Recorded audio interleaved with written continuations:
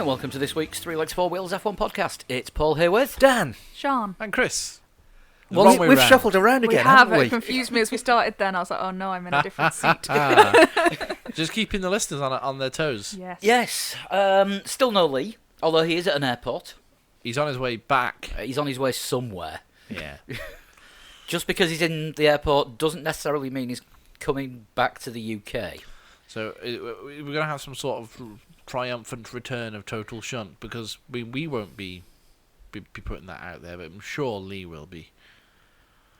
I think he's already organised a street party for when he gets back. Ticker tape. Yeah. Yeah. Yeah, I think they're having a street party when he leaves. Yeah, wheels are off the ground. Right, he's gone.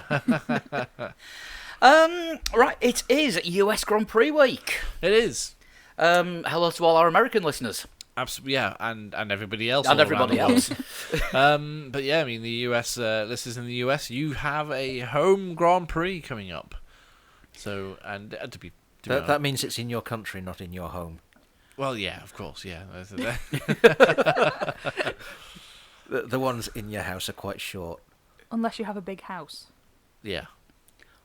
Or a Scale Extric. Yeah, Scale Yeah, Extra, yeah. yeah. Yeah, we have an F1 Scale Extric up there somewhere. So you can have a home Grand Prix. Yeah. Is it set up to any particular circuit, or is it just a figure of 8? You can do various configurations Yeah, with it, there's I a few believe. on that one. The main one is an oval. Oh, right, okay. So But it's sort of there like, are- Daytona? Daytona, Indianapolis, that kind of thing. It's got the Mercedes Michael Schumacher and a McLaren Jenson Button. It's a Lewis Is it a Hamilton. Lewis Yeah, Hamilton? I thought it it's a was a Lewis Jenson. Hamilton McLaren. Although one of the cars, and I can't remember which, the rear wing broke I off think it was the McLaren. when a cat jumped on the track. oh. I don't think that's ever happened in Formula 1 before, has it? Was there not? There was a cat, I'm sure, in a pit yes, lane. there's been cats on the track. And, I remember- and of course a giant lizard. I Eddie think there Irvine. might have been a cat on the track in Singapore. I'm sure there's been a cat on the track. The pit lane cat Twitter account must have come from somewhere. Eddie Irvine hit a big head, didn't he, at Silverstone one year? What, Carlos Sainz? No. Hair like a rabbit. He has got hair like a rabbit. I'm going to stop before I get accused of too many dad jokes. It's already happened. Yeah, that's true. I was going to say we're too far down that rabbit hole, but Formula 1 news. Formula One news. We'll start with the news, and the main thing, of course, today with us being a day late. Sorry about that, by the way. We're all suffering from really bad wind. Yeah, I've had enough of that already. It was stormy wind. Yeah, we were That's hit. what the doctor said. Yeah. We were hit by Storm Ophelia last night. 91 mile an hour winds at the airport. Yeah. It's a light breeze. Still faster than a Sauber. Yes. But yeah, the main news today is that Robert Kubica has done his second Williams test in Budapest. And it has been productive, in inverted commas, because that's how Williams have described it. Yes, they said it was another productive day. Paul What did they produce? The results that they were looking for, I think. graphs? Telemetry. Data. Yeah. Dan, you work in the IT industry. You should know about data production. Yeah. Was it big data? It must have been, yeah. The really big data. The biggest. Yeah. Huge. Huge data. Anyway, yeah, the 2014 Williams that Robert Kubica has been driving around. It's exactly the same car that he drove at Silverstone last week. I don't know if anybody has seen the clip on. I saw it on Twitter. About 6-7 seconds of footage through the security fence of this white car going past, which apparently had Robert Kubica in it. He's done the same again today at the Hungaroring, and tomorrow on Wednesday. So by the time you're listening to this, if you're one of the first listeners to it, it's already happening. Paul di Resta gets his go in the 2014 Williams to assess his capabilities in the same car. Basically, I assume they're just going to compare di Resta and Kubica. They already know Massa's a known quantity. Yeah, I think what they're doing is they're going to give them identical setups and identical runs. Or identical fuel fuel amounts and identical run times. To see Given how that they the same compare. seat would be a little bit unfair. It would. Yeah. and compare the two. They're also both doing a lot of simulator work as well to see how they manage with that. Obviously, with Kubica, the main thing is going to be fitness levels and arm strength. Could we call that into question anymore? He's done 3 full days now of Formula 1 testing. I guess the concern would be week in, week out. This is why they're doing 2 tests 6 days apart. Yeah. See how we You handle have back-to-back. back-to-back races Yeah. a week apart, 3 days in the car for each event. And then 4 days off before getting back in again. Yeah, Or 3 days when off you've before got to getting back in travel again. as well. It Yeah, could- it's one thing to do a full day's testing. Uh-huh. It's another to do FP1, 2, 3 qualifying and a race. Yeah. With possibly simulator time the week before, because don't forget the simulators, it isn't just sitting there. They also mock up some of the G-forces, because some of the simulators have actually got weights attached to the driver's neck and shoulders. Well, right, okay, didn't know that. Yep. I remember seeing Isn't that. that really dangerous if that machine doesn't go to plan and it just sort of starts suddenly loading weight onto one side of I the think head? danger is accepted, though, isn't it? If you're an F1 driver, it's kind of In a part simulator, of the though. job. Not in a simulator. Simulator's a computer game. It's basically doing Formula League. You wouldn't expect to have a serious injury while playing Formula League. Well, it's thumb Formula League with sprain. someone pulling your head. And don't forget,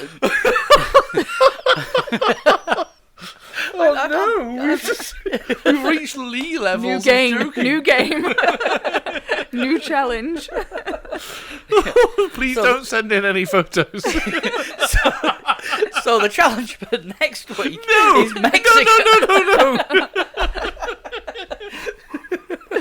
I'm sorry, we've got very childish. Let's get back on to what we were talking about, I was about to say the which was how fit is Robert Kubica? Sean.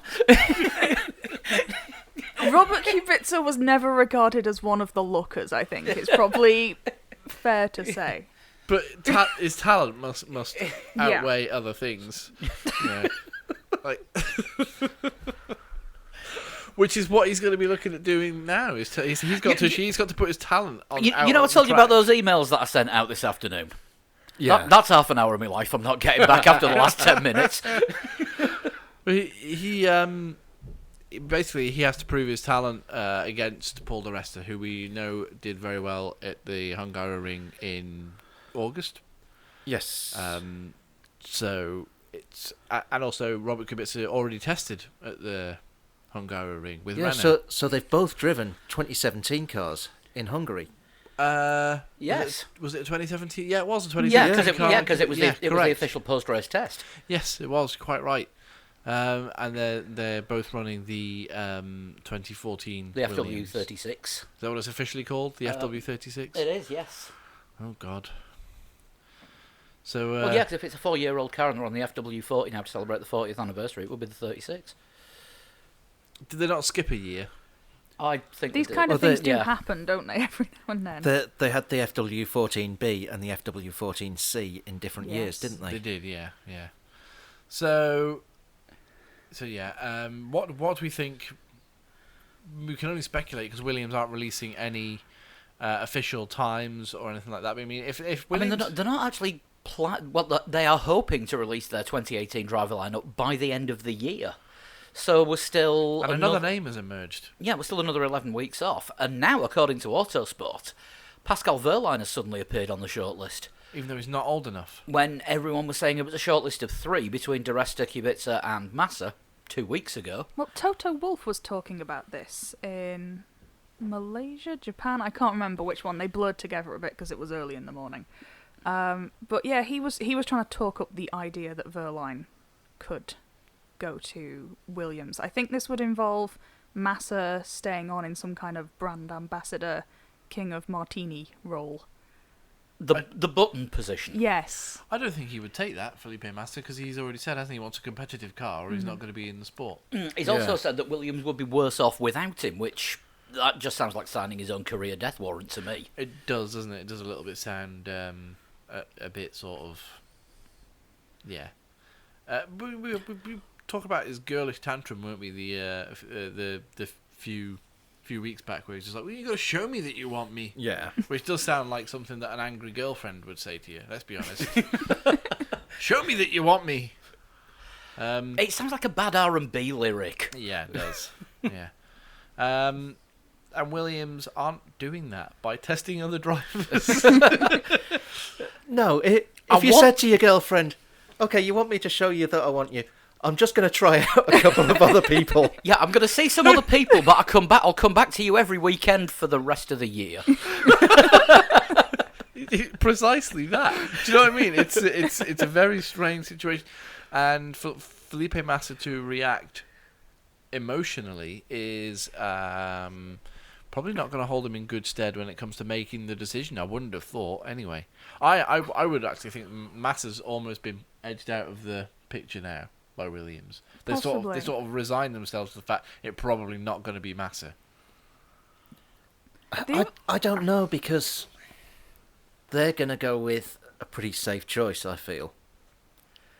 And Massa is a pretty safe choice. You know what you're getting. You're not taking a risk by going with him. He's a known quantity, but do you think perhaps they... But everyone said it was the beigest decision that Williams could have made last year when they lost Bottas to Mercedes. Yeah, and I said it was the wrong decision to make, and he proved me wrong with that by putting in some pretty solid performances earlier on in the year. But Williams being Williams and going backwards throughout the year, as they have been in recent times, it's a strange situation, because they only brought Massa back because they lost Bottas to Williams. Mercedes. To Mercedes, yeah. Bottas from That Williams. sounds tricky. It is. You. Sorry, I'm still very tired from the storm and the damage and the shh. But Deodorant? yeah. But the that was the wind noise. So yeah, Bottas went to Mercedes, not Williams. He went from Williams to Mercedes, and that's when they decided to bring Massa out of retirement, or ask him to come back from retirement. That $8 million will have helped. Of course, yeah, but I mean they were backed into a corner almost by their engine supplier, saying we want this driver, and Williams went, well, you can't have him. Well, yes, we can, because we supply your engines, and we're taking him. So they had to call Massa. I don't think if they were given any notice, if this had happened, if Rosberg had announced his retirement middle of 2016, regardless of what happens in the championship, I'm retiring. And then Mercedes went, okay, well, then we want Valtteri Bottas. And Williams had 6 months to think about it. I don't think they would have chosen Felipe Massa. No. No, they could have started looking at Kubica earlier. They could have started prepping Di Resta earlier. They could have gone for Other Jenson They options. could have Button. tried harder with Yeah. Jenson Button, who this week has said now officially he is retired from F1. He will not do another F1 race. Lee, tough. Yeah. Deal with it. Yeah, because it's not the same without his dad there. Yeah, Which is fine. Perfectly understandable. Yeah. It's probably one of the most valid reasons for Yeah. retiring that I've heard. Yep, absolutely. So we're going to ask Jenson Button to be our official driver correspondent for Three Legs, Four Wheels podcast. He can say no, but we can ask him. He's officially, Or he can just not reply. he's officially He might have retiring from our better podcast. Yeah, exactly. He's being our driver ambassador. He's good in that role, apparently. But yeah, the question is with Williams, where are they going to go? It's either do something bland and uninspired, or effectively take a massive risk. Because the other three drivers on the shortlist that aren't Massa, one has driven one race in 5 years.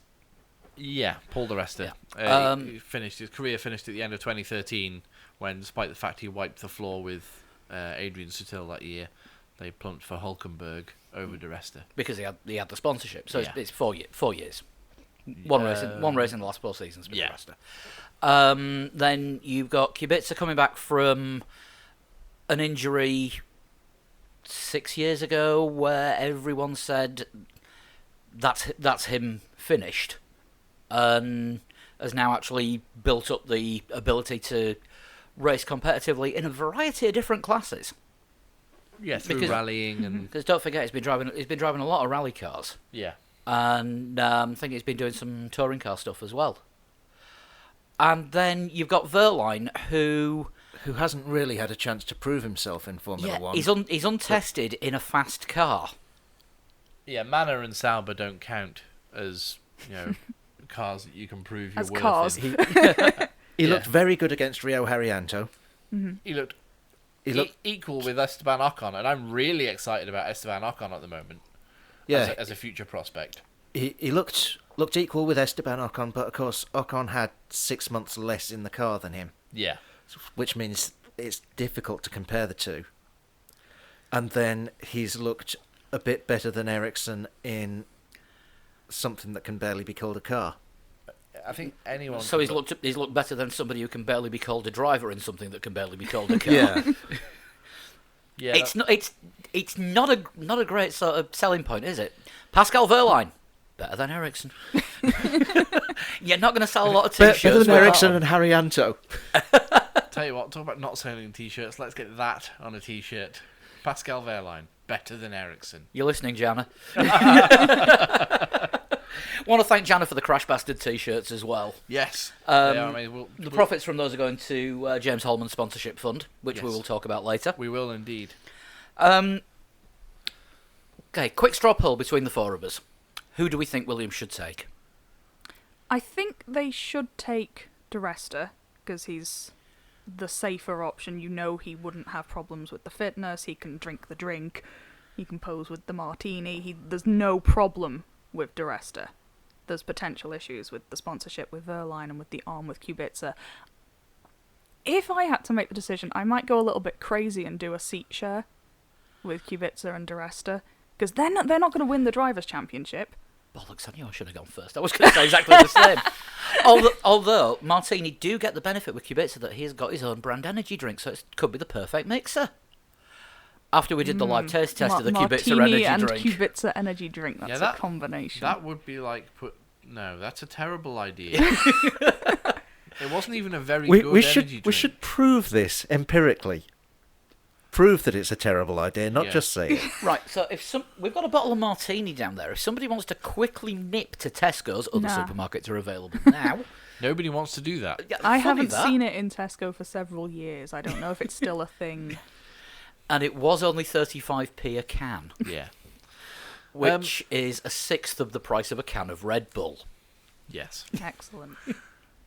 Yeah, I agree with Sean in that they should take Paul de Resta, but I think they actually will just stick with Felipe Massa and disappoint us all. So it is the new beige livery for next season. Then. Yeah, but it'll be such a but for the sponsors and the let's get all passionate here. The romance and the story of the comeback. If Robert Kubica gets a seat for next year at Williams, that literally is something you could make a movie about. Like, you could make a movie from his crash at Canada in 2007 to him winning the race the following year, to then his leading up to his accident, and then going on from that. That would be a film every racing fan would want to watch. It would be it's a real life story. The credits roll as the lights go out at the start of next year's Australian Grand Prix. At the moment. Yeah. Or as he wins the championship in Abu Dhabi. It's Hollywood. They'd probably rewrite the championship so that he did. Double points. I think that Kubica would be a pretty strong choice. Because one of the things that they're wanting to do is keep Lawrence Stroll happy. Yeah. Lance Stroll has had the chance to drive against Felipe Massa, who was at one point a potential world champion. For 30-something seconds he wasn't he? No, he wasn't, because the race hadn't finished, so no one had been classified at that point. He was one point away from being a world champion. Yeah. But as a driver, he was regarded as a potential world champion as well. Yeah. To have a second driver who was regarded as a potential world champion, which you've got in Kubica, driving with Lance Stroll, can only be a good thing for Stroll. I can see where you're coming from with that. As well as that, you get the story. Yeah. If he's a solid driver, if he does well in these tests, then I think he's maybe a stronger contender than Paul di Resta, who no one ever said about him he's a potential world champion. Well, They say he's a good driver. Well, I think they did say when he first came into the sport that he could be a potential world champion because his Formula 3 teammate was Sebastian Vettel, and he wiped the floor with Sebastian Vettel in Formula 3. Beat him to the championship, I believe.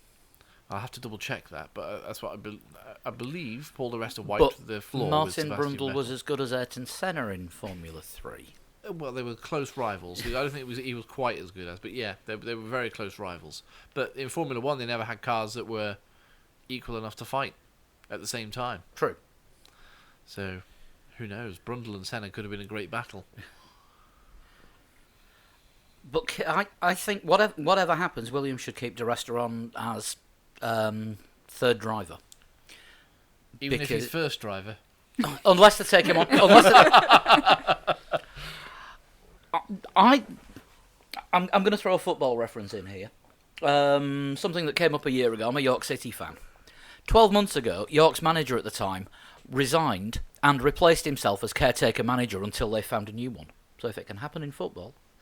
Yeah, it could happen in Formula 1, of course. But yeah, if Williams don't give di Resta the race seat, keep him on.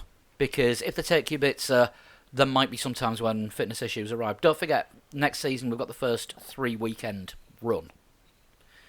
That could have a massive effect. Back to back to back. Back to back to back. Yeah. So that could have a massive effect if Kubica can't manage 3 race weekends, one after the other.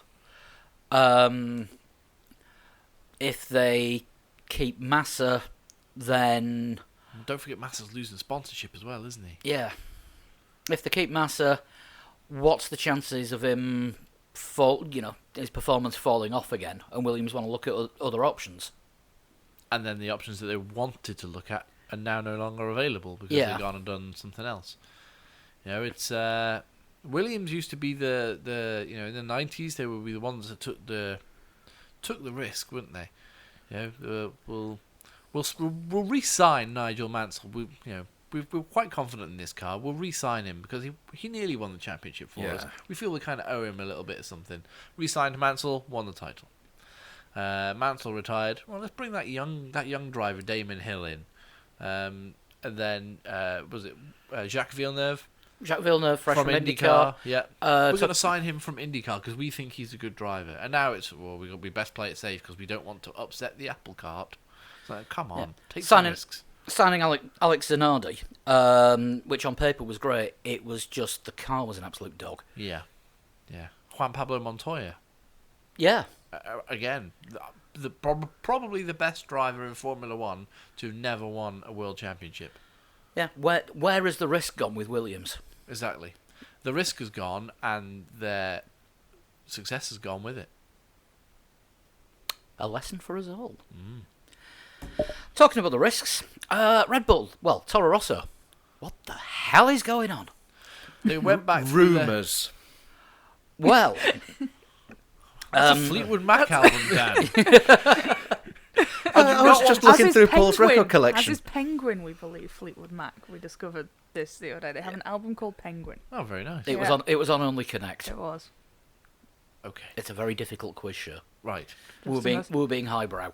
Highbrow quiz shows. Yes. Mm-hmm. Yeah. Well, Brendan Hartley is in for Austin. Brendan Hartley, the New Zealander who was part of the Red Bull Young Driver program. Until they dropped him for not being good enough in Formula Renault 3.5. And then he went on to become a world champion in World Endurance. He was Mark Webber's teammate? He was, the year yes. that Mark Webber won Yeah. with the Porsche. Yeah, he was Red Bull and Toro Rosso's third driver, splitting the duties with Daniel Ricciardo, who turned out not to be all that bad. Yeah. Tested for Mercedes.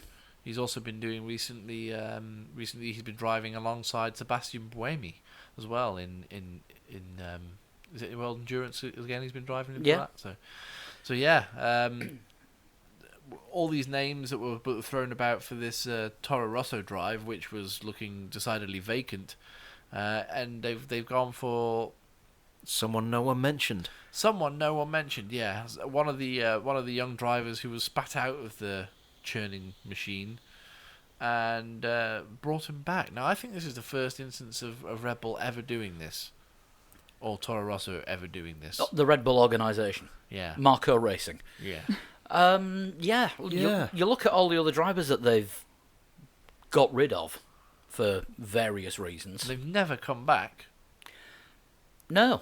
They've carried on in other series with Red Bull sponsorships. I think Buemi still has Red Bull sponsorship. yeah. Scott Speed still has Red Bull sponsorship. Right. Okay. He's in a American Rallycross championship. When Buemi lost his seat at Toro Rosso, he was Red Bull's reserve driver the following year. So he still stayed within the organisation. But you don't get back in the big car. No, but this is Brendan Hartley. Of course, he had a. I think the last time he was in a Formula One car, he had a test for Mercedes. 5 years ago. Yeah. So before the turbo era started. Yes.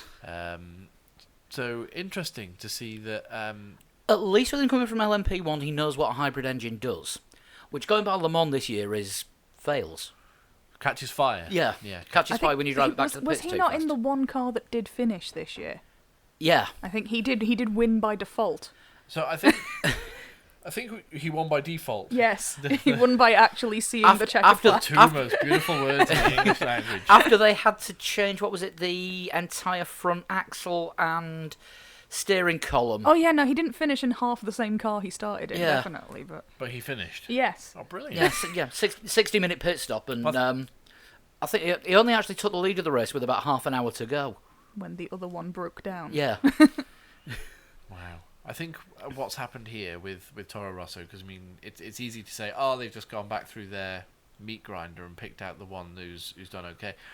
Brendan Hartley's actually gone on from being, expunged from the Toro Rosso Red Bull Young Driver program, and has made a success of it. I can't think of anybody else who's gone on to be quite as successful as Brendan Hartley. So when your team calls you, or your old team calls you and says, would you like a race in Formula One?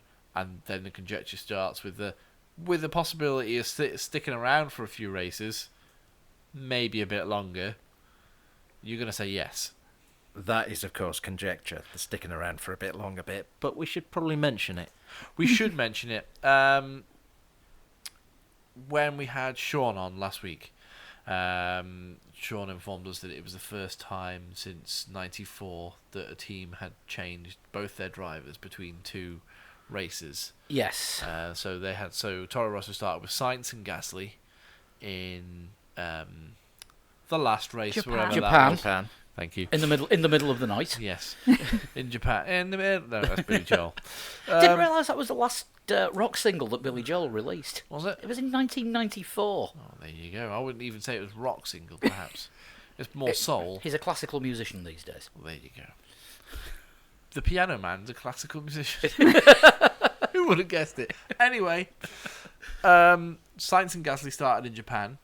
And it's going to be Hartley and Kvyat in Austin. Get to Mexico, and it's going to be... Well, wait there. Hold your horses 1 second.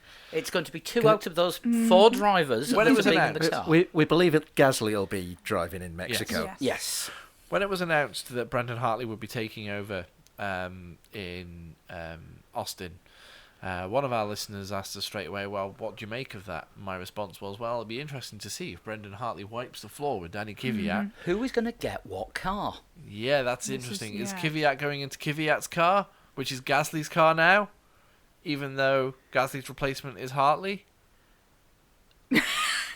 Or is Hartley... I got lost. Or is Yeah, or is Kvyat going to get Sainz's old car? Or is Kvyat going to get his car back for this one? And Hartley's going into Hartley Sainz's car. Gets Sainz's car, and then Gasly will come back to... Gasly will come back if he... Oh, I don't Yeah, know what's I've- going And on. if it's lost. if it's if I'm it's lost. Gasly and Kvyat, then one of them's going to have to drive a different car to what they previously raced in. Yeah. Everyone's been in and out of the cars constantly though, so hopefully it won't be too much of a concern. So yeah, but I think if Brendan Hartley does a good showing in Austin, and is at least equal to Danny Kvyat, it will look bad for Danny Kvyat. As in, Yes. they think, well, It will look terminal for Danny Kvyat's career. Yeah. it will completely. Why should we keep him around? He was, we've demoted him and he hasn't performed. We've brought this guy back in who's, proven in other series that he's a serious racing driver. Maybe we keep him on for a year or two, until we get another couple of young drivers who are ready to take over again. Yeah, because all the ones they've got at the moment are about 16, 17. They're not Nico quite Kari ready. is about 16, Yeah. 17, isn't he? He's not ready yet. Nico Kari now out of a job. Out of a job, Nico Kari? They have got rid of him. Oh, wow, I didn't know that. He was the only one that was old enough to actually qualify for a super license. Oh, wow. And he's gone. The only 3 drivers that they've Oh, so got... he's 18 now, is he? He's 18 now. Yeah. The only 3 drivers that they've got are Richard Verschure, Dan Tickham, and Sean Glale? Neil Verhagen. Sean Galale isn't on the Red Bull Young Driver program. Oh, right, is he okay. not? No. Well, that's Oh, interesting right. that they got him into... Because Well, they've given him that's 'cause young Daddy's driver paying, tests, isn't haven't he? they? Yeah. Daddy's paying. Possibly. He owns the Indonesian KFC franchise or something, Sean Galale's dad. Yeah. So he's just sort of thrown money at them. And Fair enough. Powered by chickens. So, Of so course. next time Lee says Red Bull don't need money, we can say, yeah, but they'll take it. Well, yeah, And next Yeah, time, you'll take and it if next, it's offered, and next don't time we you? say it's a Red Bull meat grinder, they've got a chicken option as well. They have. Absolutely. So what do you think then? Are we going down this road of conjecture where... And it is only conjecture. It's conjecture and speculation at the moment. It is that conjecture, but Hartley might hold on to his seat for the rest of the season alongside Pierre Gasly. it doesn't make sense for Toro Rosso to keep Kvyat around. They obviously don't think particularly highly of him, because they bumped him down from Red Bull to Toro Rosso, and then out of Toro Rosso, and then in, out, in, out. Shake Danny Yeah. all about. So You do the Danny Kvyat and you drive into someone else. the Or just a chance of walk. him driving a Red Bull again is practically zero. Is there anyone who There's- disagrees with There's me about there? as much chance of any of the 4 of us, actually 6 of us, including both podcasts, driving a Red Bull. Yeah. So there's no point in him being in Toro Rosso. No. So, yeah, it's conjecture, but it makes sense. What they're going to do, send him out on loan to another team? Who'd have him? Who would want him? Sauber, possibly. Yeah, but Sauber are pitching in with Ferrari, aren't they? Yeah, they can get a Good young, point. talented Ferrari driver instead. So- Or 2. Sauber Or have two. already got They've got a like few. 4 drivers associated with their seats. Oh no, not again. I thought Manisha had left. It was interesting watching Guido van der Garde interviewing Charles Leclerc about a possible Sauber drive next season. Awkward. Yeah, he was probably just there so his secret spy could go and steal Leclerc's overalls for next year, and he could turn up in Australia wearing them.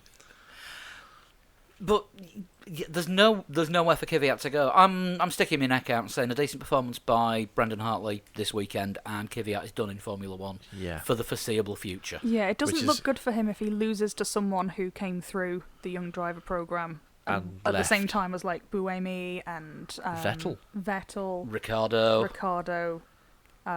who else was in Because that that's mix? another fact. Alguersuari was there at Alguersuari. the Yeah. time. That's another factor as well. Do you think they've maybe looked at it and gone, well, hang on a second, he came through at the same yeah, time as he all was these on the guys. same level as these guys, and for some reason it just didn't Yeah. line up that he was in the seat I at the did time. see a but picture of him from 2009, Oh. and he did have terrible the hair. mullet, the amazing mullet. He did have, so the terrible hair might not be might not have been extreme enough for Red Bull to think, well, this guy is taking it seriously. Yeah, he had sort of a perfect blonde mullet. Then it was a sort of Fall Out Boy tribute. Yeah, emo. Now emo it's man. all right, actually. Now it's not too bad, but And as we all know, Lee likes to talk people up with a strong hair game. Yes. And yeah, talking to people with a strong hair game, Carlos Sainz makes his first appearance in a Renault this weekend. He does. have you seen the pictures of him in the Renault race suit that I they've have. been Not tweeting? yet. He Just- looks grumpy. Did you spot the cap? I did The not picture spot of him in the cap. clearly haven't got a cap ready for him yet because I Oh. gave him one of Hulkenberg's caps. There's a German flag on the side of it. Oh. And they couldn't just get him to turn the other way so that was hidden. No. Oh, it's got some of the same colours as the Spanish one. Yeah. It's a Fine. one size fits all, Carlos. We'll just try and hide that a little bit. Oh no, I know it's in the picture. I think the massive Decra sponsorship might give it away as well. Yeah, no, I don't think it had Decra written on the cap. I think that's just Hulkenberg's. Yeah. Hulkenberg's cap. But yeah, the Decra, of course, used to sponsor Michael Schumacher. Until they couldn't afford it. Yes. And that's why when he ended up with something very long and German, but it was the German equivalent of the MOT test centre. What was it? Oh, the thing that he had on his cap. Deutsche the Werbung. Yeah, that one. Yeah, Means that was MOT test centre. Yeah. German Never MOT. knew that. Yeah, it was the official German car testing agency. Fair enough. Um, So yeah, what do we think about Sainz then in Renault? Think he's going to perform? Can he perform as well as Hulkenberg? Because all eyes will be on Brendan Hartley, but the ones that aren't will be on Carlos Sainz. he can't lose. If he does badly, it's because it's his first weekend. If he does badly, it's his first weekend and it's Palmer's car, and that was always breaking down, so there was something fundamentally wrong with the car. If he does well, Palmer was shit. Yeah. Yeah. Well, yeah, it's a win-win for Sainz. He's new to the team. He's not had anywhere close to the amount of acclimatisation that a driver usually gets before the first race. Except in this season, because there's a lot of drivers who've jumped into a car and gone out and raced. Yeah, that is true. I mean, with Durasti, you can't say that because he'd been around the team at least. He just hadn't been anywhere close to the car. In the car, Yeah. But Sainz has driven a 2017 car and driven it quite well. And if the car stays in one piece, then maybe it was something that Palmer was doing all along. Maybe, who knows? I mean, obviously we don't wish any driver particularly bad luck, but that side of the garage in the Renault does appear to have had all of the bad luck. We'll soon find out as to whether Except or not at Japan. Yeah, we'll soon find out as to whether or not it was Palmer or Sainz. Yeah. Japan, it was Singapore. Was it was Singapore where it's sixth. Singapore was the 6th, but last time no, Hulkenberg's Japan. rear wing. Hulkenberg got the bad luck. Yes, the wing. sorry, yeah, that's what you mean. Yeah. Yes. Apologies, I misunderstood completely. But yeah, the only time that Palmer's cars worked properly this season was in the points. Yeah, he's been on, either in the points or just on the cusp of scoring points like he was in Japan when his car has worked. So We yeah. will see. Next thing I've got on the list is Pirelli going pink. Now this is going to work well for Force India. Yes. Very It'll look much so. terrible on the Ferrari. Oh yes, it will. Yes. And the McLaren. Yes. Oh God, I didn't even think about that. Yeah, with my colour blindness, I have a sort of problem with orange and pink when they're next to each other, so the McLaren is going to play havoc with my eyes this week. This is in relation to the story that, with it being breast cancer awareness month in the US. Pretty much the world I think over, it's actually. globally as well. Is it Yeah, global? I did. If you look out the window, the Tower of Refuge is pink at the moment, which is a building that we have just off the... Do they need the some breast coast. cancer awareness events so that we're aware of the breast cancer awareness? See, I knew there was a specific day. So you were vaguely aware. I didn't realise it was a whole month. Yes. Yeah, you only had 1/31 of the actual amount of awareness that you should have had. Exactly. Yeah, I hosted a charity quiz night for the breast cancer charity last week. Raised £560 in one night, by the way. Amazing. Good Nice. effort. Well done. But yeah, so to raise awareness through the medium of Formula One, Pirelli are changing their ultra soft tyres to pink, from purple to pink. I did refer to these the other day as the breast soft tyre, but I don't think that name's going to catch on, unfortunately. Booby soft. Booby soft. Booby soft tyre. They're going to be booby softs this weekend. Yeah. I think it's a great move by Pirelli, I do. personally. Me and Sean are both fans of the NFL. Yes. And every October, although not as much this year, the NFL goes bright pink. Pink markings on the field, players wearing pink boots, pink towels, pink gloves. Good. We saw somebody on Sunday wearing pink eye black. Yes, which is a contradiction in terms. Pink eye black. Pink The eye stuff black. that you The wear stuff under that, your eyes. stuff that you wear Yes. under your eyes to reduce the glare from the floodlights. Yeah. Either that or it was a serious case of Yeah, conjunctivitis. somebody had bright pink cheeks. Hang on. To reduce the glare of the floodlights, they put Yes. pink. Yes, it was an Instead of afternoon black. game. The floodlights weren't on. Oh, It's just okay. that some players are superstitious and wear eye black even when they don't need to when the lights aren't on. Because it Oh, looks right. cool. Okay, it looks kind of tribal and Yeah. a bit mean. And when you take your helmet off, sometimes you look like Alice Cooper, and who doesn't want to look like Alice Cooper? Most of the world. I'm in a minority here, aren't I? Yeah. Sticking with the breast cancer in F1 thing as well, Force India are doing a range of auctions over the next week or so, I think it is. They've got like a signed rear end plate, they've got tour of the factory, meet and greet with the drivers, Amazing. and they're auctioning all that off with the proceeds going to the breast cancer charities. I'm sure you could probably find out about that through Sahara Force India's main channels of communication. I saw a tweet. There you go. But no, it's good. It's good that F1 are getting involved. It is. Because there's not been a lot of charity, even charity promotion going through Formula One over recent years. No, they get involved with Action on Road Safety, the FIA's road safety charity. yeah. Yeah, And But apart from anti-drink that- driving. anti-drink driving, but But only which- since Heineken came on Yeah, board. but that's not a And- charity, that's a campaign, isn't it? I guess so. Yeah. But Johnny Walker as well. They always have is it their Take the Pledge car that goes to Yeah. Formula One events where people sign the car that they won't drink and drive, which is good. Yeah. You shouldn't have to sign a car to say that you won't drink and drive. Just don't do it. Yeah, I was going to say it's the easiest way is Do you want to drink with that? No, I'm driving and I can't And drink and drive. I signed a car. Yeah, I can't drink and drive because I signed the same car as Mika Hakkinen when I went to the Formula One in Malaysia, so I can't do that. See, when you put it like that. yeah. I fancy a pint. Anyone got any Tipex? It doesn't really work.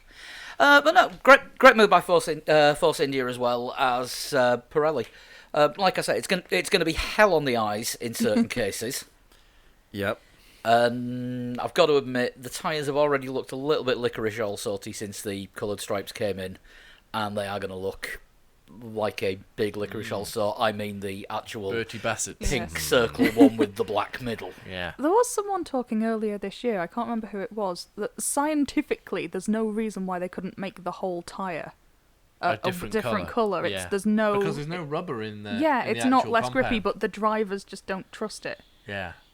It's Which that would it's- probably look even worse, to be fair, but it would be easy to tell what someone's on. You'd be on full on Mario Kart with coloured tyres. Yeah. Yeah. Yeah, it's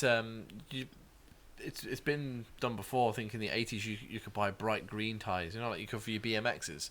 You could buy them for Yeah. your car. But they never caught on because people just didn't trust them. Or didn't trust the kind of driver who would put a Bright green tyre. tyre on their, I don't know, I'm not generalising here, Cosworth RS2. Possibly. Aston Martin next. They've been on a bit of a hiring spree.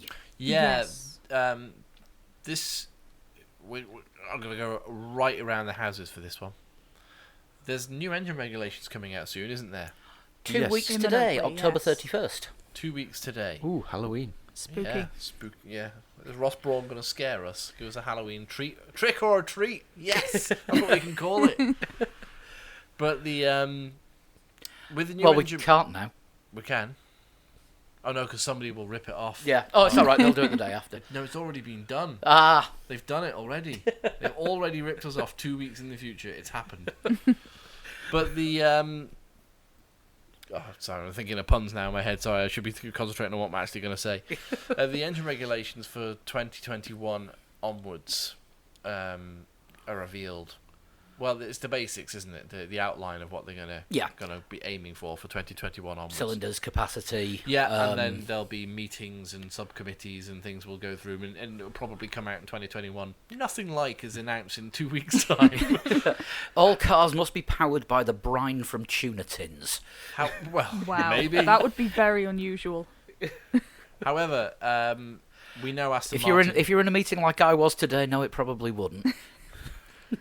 Aston Martin have been keeping very close eye, haven't they, on what Red Bull have been doing. We know they're going to be title sponsors of the Red Bull team next year. Well, they've been keeping that close and either in the same factory. Yeah. Sorry, technology... Innovation Centre. Oh, Innovation Centre. Innovation Partnership, isn't it? But they have an Innovation Centre in Red Bull headquarters. I'm sure somewhere in there they'll squeeze the word paradigm. No, because then it'll disappear. And isn't there a larger Aston Martin campus being built as well? That rings a bell, yes. Yeah. And they're hiring people. They are. They're hiring people because they've been keeping an eye on what Formula 1 regulations are going to be. Huge speculation that they're going to actually come in as an engine supplier from 2021, which is the next engine regulation change. They're announced in 2 weeks' time, and they've hired Ferrari's former chief of engine production. Yes, Luca Marmarini. Now, if only somebody like Honda had thought to do something like this. You hire somebody who knows what they're talking about when it comes to Formula 1 engines, rather than do everything in-house. Refuse to listen to anyone. Right, Aston Martin have probably looked at the way Honda do things and went, in-house is probably not the way forward. Yeah. We need to maybe look at getting some people in who know what they're doing. So let's hire people who are available. And they've been on a bit of a hiring spree, as we said. So Luke has come to Aston Martin. Yep.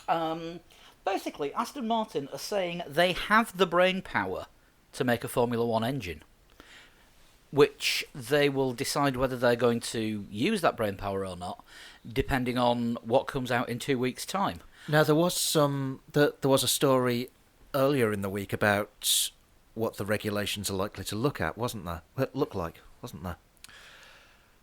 We're still going to have, if this story is to be believed, MGUK, MGUH hybrid engine. Right, so still a 4-part power unit. Still a 4-part power unit, but it will be standardised MGUH, was it? I'm not sure. It's completely standardised. So that everybody runs the same part. It would make so. sense. Because, certain ones, Honda, haven't exactly been reliable. No. And Ferraris are starting to go now. From what I understand, that will help with the cost savings. And although it won't simplify the engines themselves, it'll simplify the work that the manufacturers have to do. There'll have to be less development because there'll be less components for each engine manufacturer to actually design. Yeah.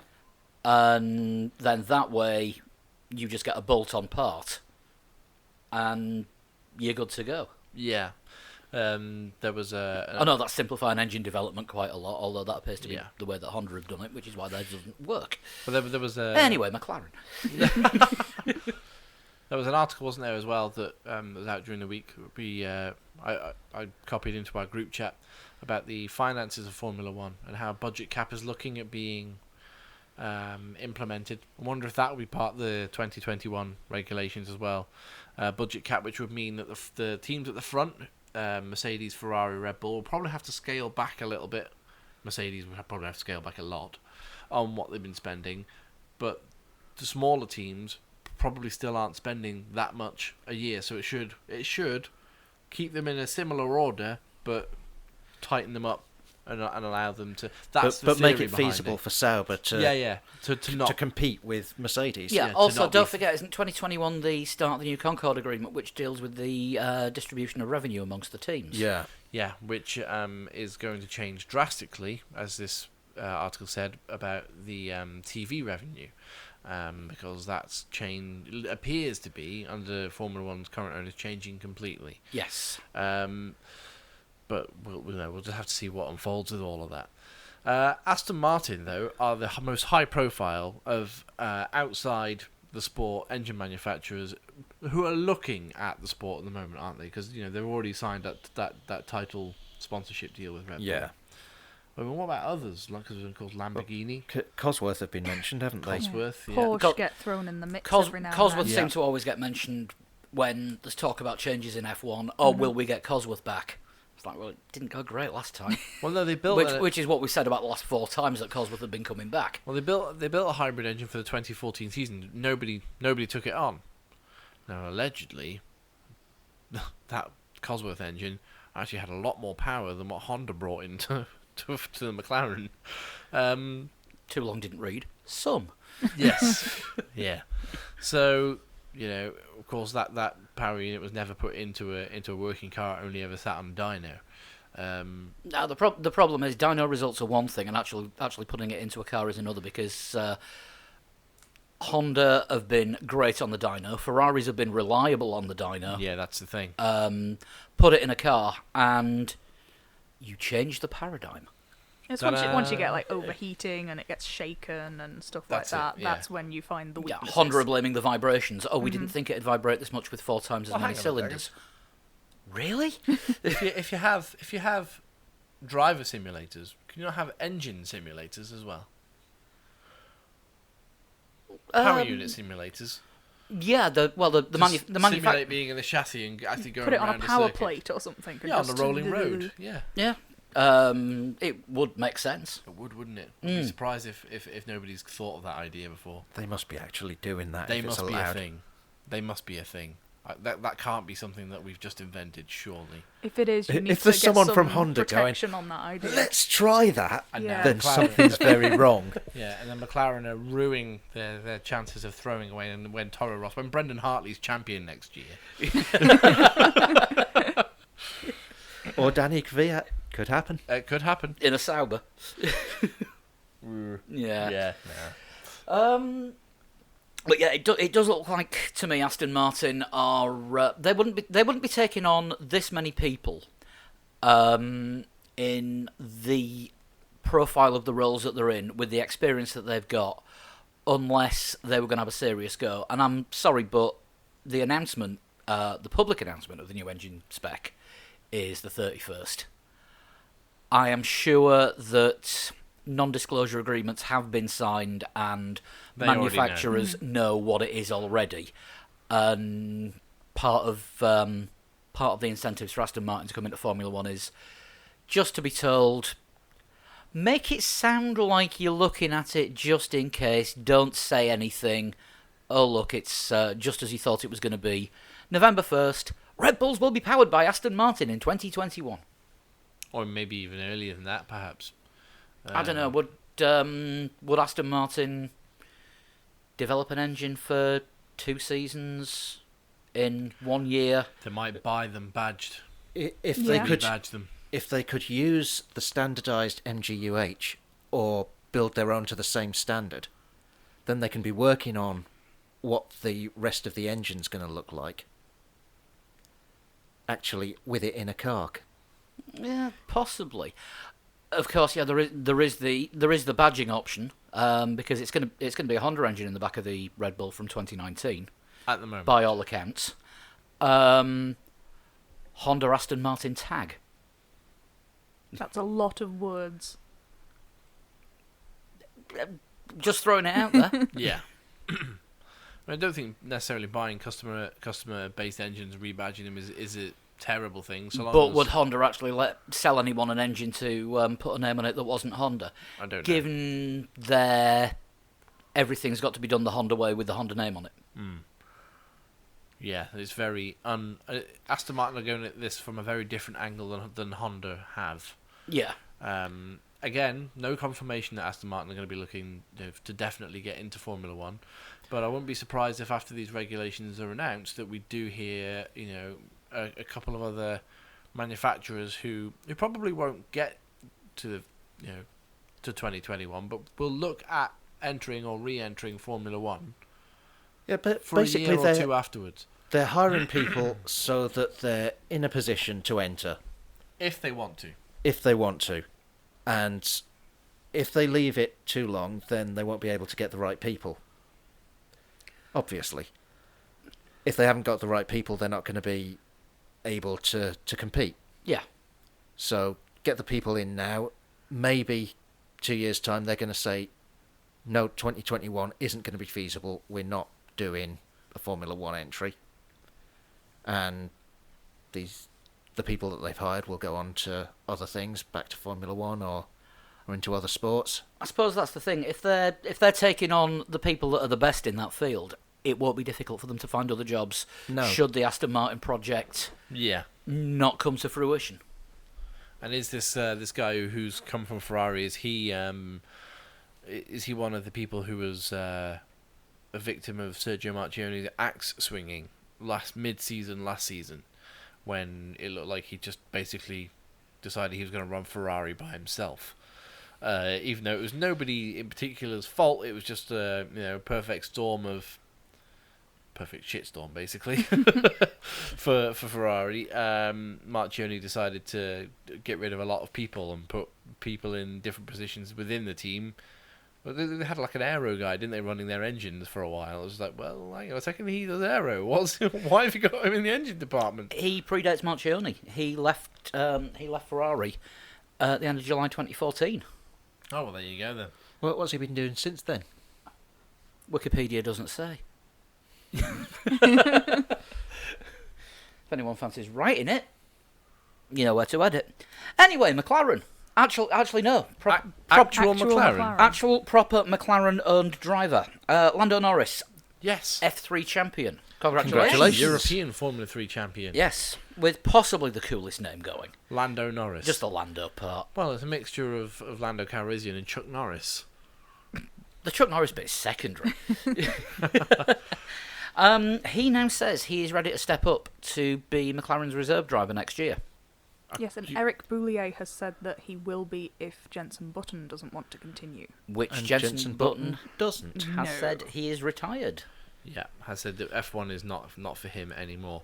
I think at the Silverstone Young Drivers Test, was that a thing? Am I making that up? Hungary. Lando Norris drove in Hungary. He drove in Hungary, Yeah. and Looked he drove good. pretty well, didn't he? He was Yes. second fastest of the 2-day test, behind Sebastian Vettel, who won the race the Sunday before, and I think his lap time would have put him. I can't remember exactly, but it was a very impressive lap time. It was faster than Kimi Räikkönen. Kimi Räikkönen was third. Yeah. Lando Norris second in a McLaren Honda, no less.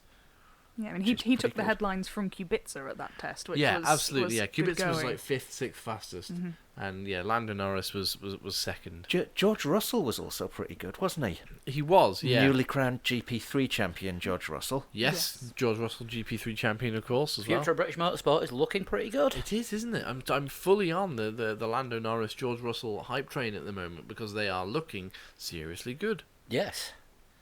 Although I think Lee is definitely siding more with Lando Norris because he is owned by McLaren and he's from Somerset And has an awesome name. and has an awesome name. So Now think of another Formula One driver who's got associations with Honda, McLaren, and has And a slight- Somerset. Somerset, and has a slightly unusual but awesome first name. Yeah, makes sense, doesn't it? yeah, we Yeah. know which side of the fence Lee's going on with that battle. I think so. But yeah, I think it'd be great for him to get the experience of being the reserve driver. They're obviously going to put him in GP2. Yes. Sorry, F2. F2, or are they gonna GP3 him first? Do you think? I think they're going to put him straight into F2. And they will give... I think Prima will already be sniffing around him. Because if Lando Norris goes to F2, you're looking at George Russell and Lando Norris being in F2 together. Yes. So, Yeah, Prima will be sniffing around one of those two drivers, and for the third year, Prima will look like the livery of the F1 car whose young driver program they've got. yeah, of course, Because Charles Leclerc is. Charles Leclerc in a bright Yeah. red one, Pierre Gasly in one that looked like an energy drink can the year before. Yeah. Charles Leclerc, of course, confirmed F2 champion. He pretty much was anyway. He's been so far ahead for... It only became mathematical in Jerez. It was Yeah. virtual for about the last 4 races Exactly. before that. So yeah, so we've got these people are all going to be in form. Well, Charles Leclerc next year probably. It's all looking very bright for the future of Formula One, but very much so for young British drivers. Yeah. No, it'll be good to see, because you look at some of the British drivers and you think, how the hell did they get there, Max Chilton? All right, Dad's checkbook. Yeah. Dad's checkbook is usually the answer, isn't it? Yeah. If you don't know, that's usually what's happened. You know, Jolyon Palmer turned into a disappointment. Although it took him 4 years to win the GP2 title. Yeah, and you don't get that long on Formula One to make an impression. No. He did at some point have a horrific accident, though, didn't he, Jolyon Palmer? He lost a kidney and Yeah. he crashed a quad bike or something, fannying about in a garden, and spleens came out and livers were ruptured and all sorts. That sounds horrific. Yeah, I would read up on it. The list of injuries was quite grim. Sounds like the kind of activity a professional racing driver shouldn't be taking part in, really, if he wants to prolong his career. Probably not.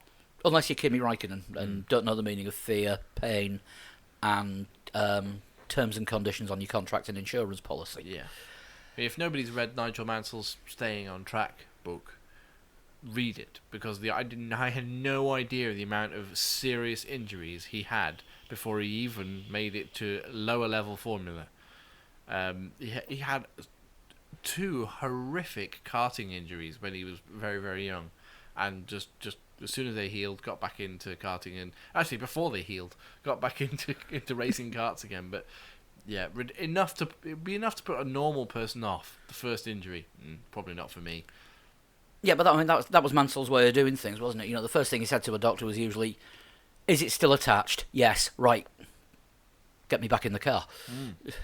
And of course we see that quite a lot with TT riders here on the Isle of Man as well. Yeah. Namely, Robert Dunlop with his 2 broken legs, being pushed around in a wheelchair in the paddock, and then had 2 people to help him onto the bike, raced, and then 2 people to help him off the bike. I think he finished 3rd. So yeah, it takes a different class of people to take part in any form of motorsport. Yeah, this is why we're all sat on the sidelines talking about it. And yeah, we are the armchair pundits. Yeah, although you did roll a car once, Sean. I did roll a car once. Yeah, In I a also banger nearly race. took my thumb off once. That was in getting stock out of the cars. car. That was just getting out of the car. So yeah, Sean's done actual motorsport. And actually turned a car over. Yeah. Yeah. But hence all the trophies up there. Yeah. Except for the big pub quiz one in the middle. Right, that is about it for the news. Let's talk Austin. Yeah, let's do a USGP preview. Yeah. Still our favourite Herman Tilke circuit? Yes. Easily, I'd It's say. a short list, isn't it, of good Herman Tilke circuits. That one. Istanbul Park wasn't terrible. But no one ever turned up. I think that was the problem with Istanbul. Yeah, no one was there. It was just a racing. Yeah, a race where no one turns up, apart from the cars. Yeah. So, does anyone give a one-handed clap on the podium or something? I don't know. If a tree's falling. Yeah. Yeah. And the goth sat in the box when you open it. Oh no, that was was the Patreon. that was the That was Patreon Patreon, wasn't it? I always like to put a teaser for the Patreon show in here somewhere. Well, you've just done it. Yep. There's always got to be some kind of in joke. I am looking forward to this with the driver changes. It's gonna make it a tough one to call for the mid grid. Yep. I would definitely say. Ferrari are claiming they have sorted their issues out. Part 738. If they haven't, there is a possibility that either Mercedes or Lewis Hamilton or both could take the championship Yes. from Ferrari. That was the next point. We have 2 championships potentially Yeah. Up for that grabs. could be won. Yeah. And anyone notice that Toto Wolff has called the W08 a diva car this week? Well, yeah, it's been called a diva car for quite a while because it throws a tantrum every now and again and decides it doesn't want to work. Is that not Lewis? I was going to say, is that car or driver? No, they've called it a diva car for quite a while. I think it was actually Autosport that came up with the term diva car. Yeah, Toto is now using it. Yeah, it's that diva car. It doesn't work when he wants it to, and it took him a little while to understand how it was responding to certain thing. They built a car and then didn't know how it worked. Very very silly when you do Formula One, really. And of course, the other thing to bear in mind for this weekend is Red Bull / Toro Rosso are titting about with Danny Kvyat's contract and race seat. So how well's Max Verstappen going to do out of that? Probably not win this race, but win the next one if Danny Kvyat's not in. Yeah, the when seat Gasly again. comes back in, that's when Verstappen will Because win. of course, the reason Gasly's not there is he's gone to fight for his Super Formula Championship Yes. in Japan, being half a point behind the championship leader. So anyone staying up for the last 2 races in the Super Formula? Thought not. No. Even avoided the watching the Japanese MotoGP live this week, so I just couldn't cope with another early start. Yeah. I was going to say something else then. Is that It's just usually completely slipped my mind. Motegi? Haas. Motegi. Yeah. Haas. Home race coming off the back of only their second ever double points finish. They're in a pretty good place at the minute.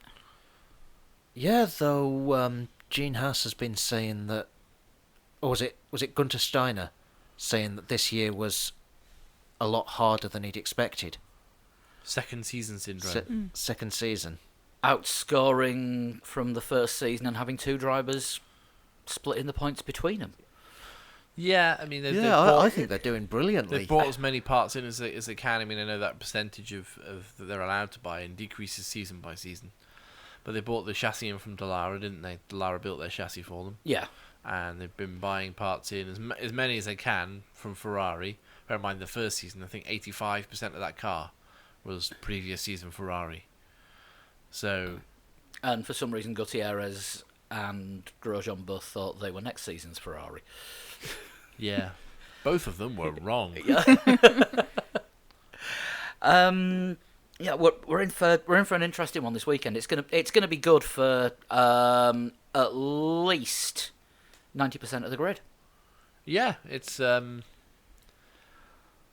it does Actually, no, it's going to be good for no more than 90% of the grid. It's not at least. That kind of implies that Sauber are going to be within 3 seconds. It does produce good races, doesn't it? The Circuit of the Americas. It does, yeah. You've got that tight first turn as you're going up the hill, which there's always contact, or people getting their elbows out and pushing people wide, making places, losing places where they shouldn't be. But then you've got to get back in line very quickly for the twisty S's. Yep.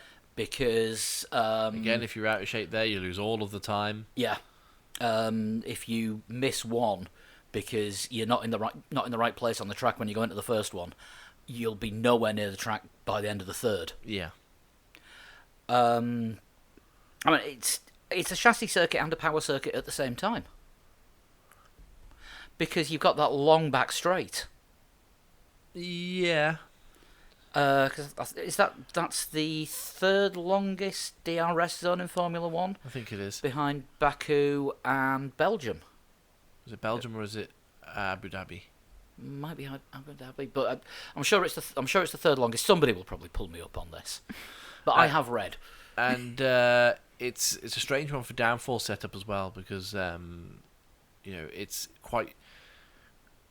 It's a tribute circuit, as we've said before. Yeah. You've got 2 stadium sections, nearly 3 stadium sections at the end. The final part of the lap, where you're sort of weaving in and out, fast corners, tight hairpins. Those S's that Paul's mentioned. The S's in the first sector, and so there's lots and lots of time to be made up in the corners. You got to run. If you can afford to run quite a high downforce without losing too much time on that straight. There's a lot of time to be gained around the circuit. So saying that it's chassis and power, I would say it leans more towards chassis than power. Well, the McLarens did very well there a couple of years back, didn't they? Yeah, was it 5th and a 8th or something like that in Austin? Way back when we really weren't expecting them to do anything at all. The first year of Honda. Yeah. That's when Max Verstappen finished 4th as well, wasn't it? With Toro Rosso? I think he might have done. Yeah. So... he doesn't want to think about last year's race. Then again, neither did Red Bull as a whole. No. kind of ruined the race for each other, didn't they? Verstappen had a phantom pit stop and then ended up not parking his car where he was supposed to. Yeah. Yeah, and ruined Danny Rick's race because of it. Yeah, was it the virtual safety car Something like that that. he caused until they could actually get it off the track, and then Ricciardo lost all the time. Yeah. And ended up third In a race that he probably could have won. Yeah. Should have won, actually. Yeah, second time that season that he had a race taken away from him after Monaco. Yeah. Who do we think is more suited to the track driver-wise? Undoubtedly Lewis Hamilton, as Sean pointed out last week. He's won every single race there, bar very one. good. Very good there. Yeah, 2012, 2013 is the only year that Lewis hasn't won. Vettel won, and then again all of them since have been Lewis Hamilton's. I think 2015 could have been Rosberg's, but he threw it away, didn't he? Don't remember. Went off track, said it was a gust of wind took him. Oh yeah, that's It's always a from the gust of lead. wind, isn't it? Yeah. If you do something stupid and you're unsure, just say it was a freak gust of wind. Yeah. Palmer got caught out by a couple of those, didn't Yes. he, this year? Yeah, we got caught out by plenty last night. Yes, lots. It was a freak gust of wind that meant we couldn't do the podcast yesterday, so this is why we're 24 hours late. Yeah. See? It was a freak gust of wind that lasted for 12 hours. Very freaky. Yeah. Yeah, I think we're going to say a good performance from Lewis. I'm concerned about how Bottas is going to do again, because by his own admission, he's been off the pace. And I can't think of any time when he's put in a memorable performance at Circuit of the Americas. Usually because he's been in a Williams, which has gone backwards by the end of the year. Yeah. Usually. Quite possibly. 2015 managed so- to get round 5 laps. Is it the Williams that goes backwards by the end of the year? Or the driver. Or is it Drivers. Bottas? Is Bottas that ingrained in Williams' culture that he He's used to switches off? fading. Yeah, he starts switching off about mid-season. Yeah, and then, last year qualified 8th, finished 16th. No, there it you go. might Not be great. his track. The other thing as well is Lewis seems to excel when you've got a lot of sort of the show busy kind of things going on as well, and you've got a lot of that at this race. You've got Michael Buffer doing all the big intros. Usain Bolt has been announced as the starter of the race. Oh, wow. So that's a lot of stuff that Lewis is going to be Faster all than up a in. Sauber.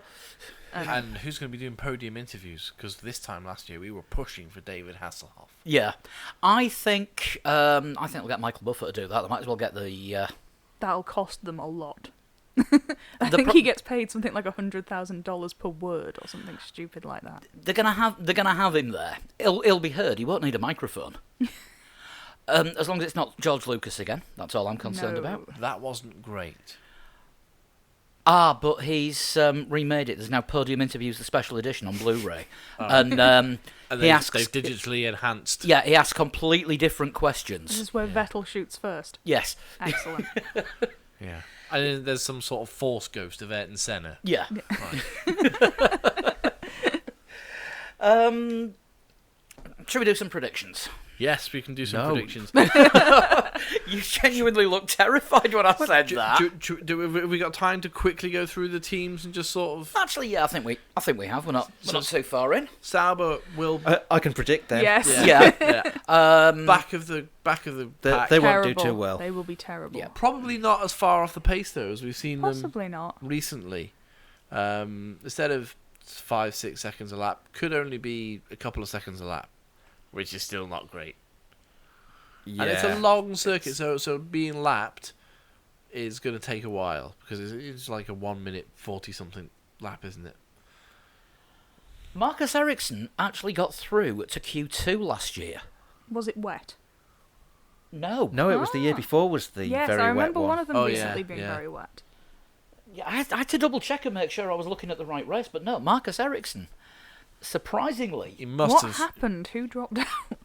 He must have been the 16th driver to have woken up that morning. The others were still in bed. Yeah, because it was 16 last year, of course, because there was an extra 2 cars. Yeah.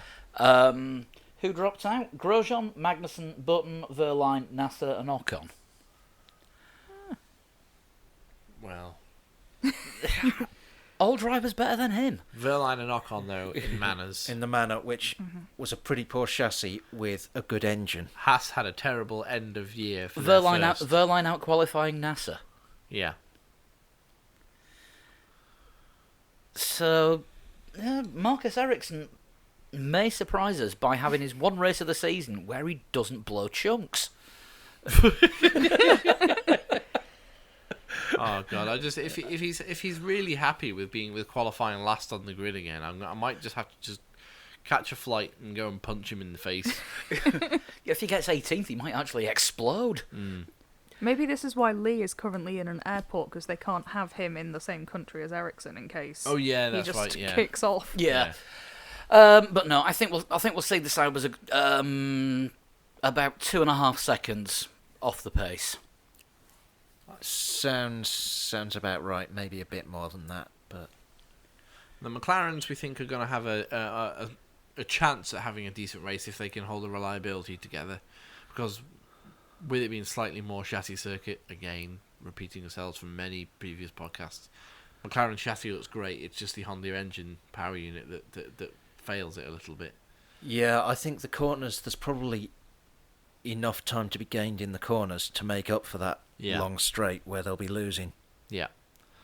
And Toro Rosso, kind of an unknown quantity really with them, because two drivers who weren't at the last race, and we don't really know what headspace Kvyat's in. I think we do. Yeah, I don't think he's happy. Yeah, but is he going to be fighty Kvyat? Is he going to be like, well, I've got something to prove, therefore I'm going to prove it? The problem is, though, when he's got something to prove, he tries too hard and usually ends up in somebody else's gearbox or side pod. You need Is he relaxed going Kvyat. You don't. Kvyat. Yeah, I was going to say, if he's Torpedo, is he going to find his old nemesis and settle the championship by running into Sebastian Vettel? That would be a legacy, I think the wouldn't only way he'll run into Sebastian Vettel is if Vettel's lapping him. it? Yeah. Is that Glock this season will be, oh my god, that's Kvyat.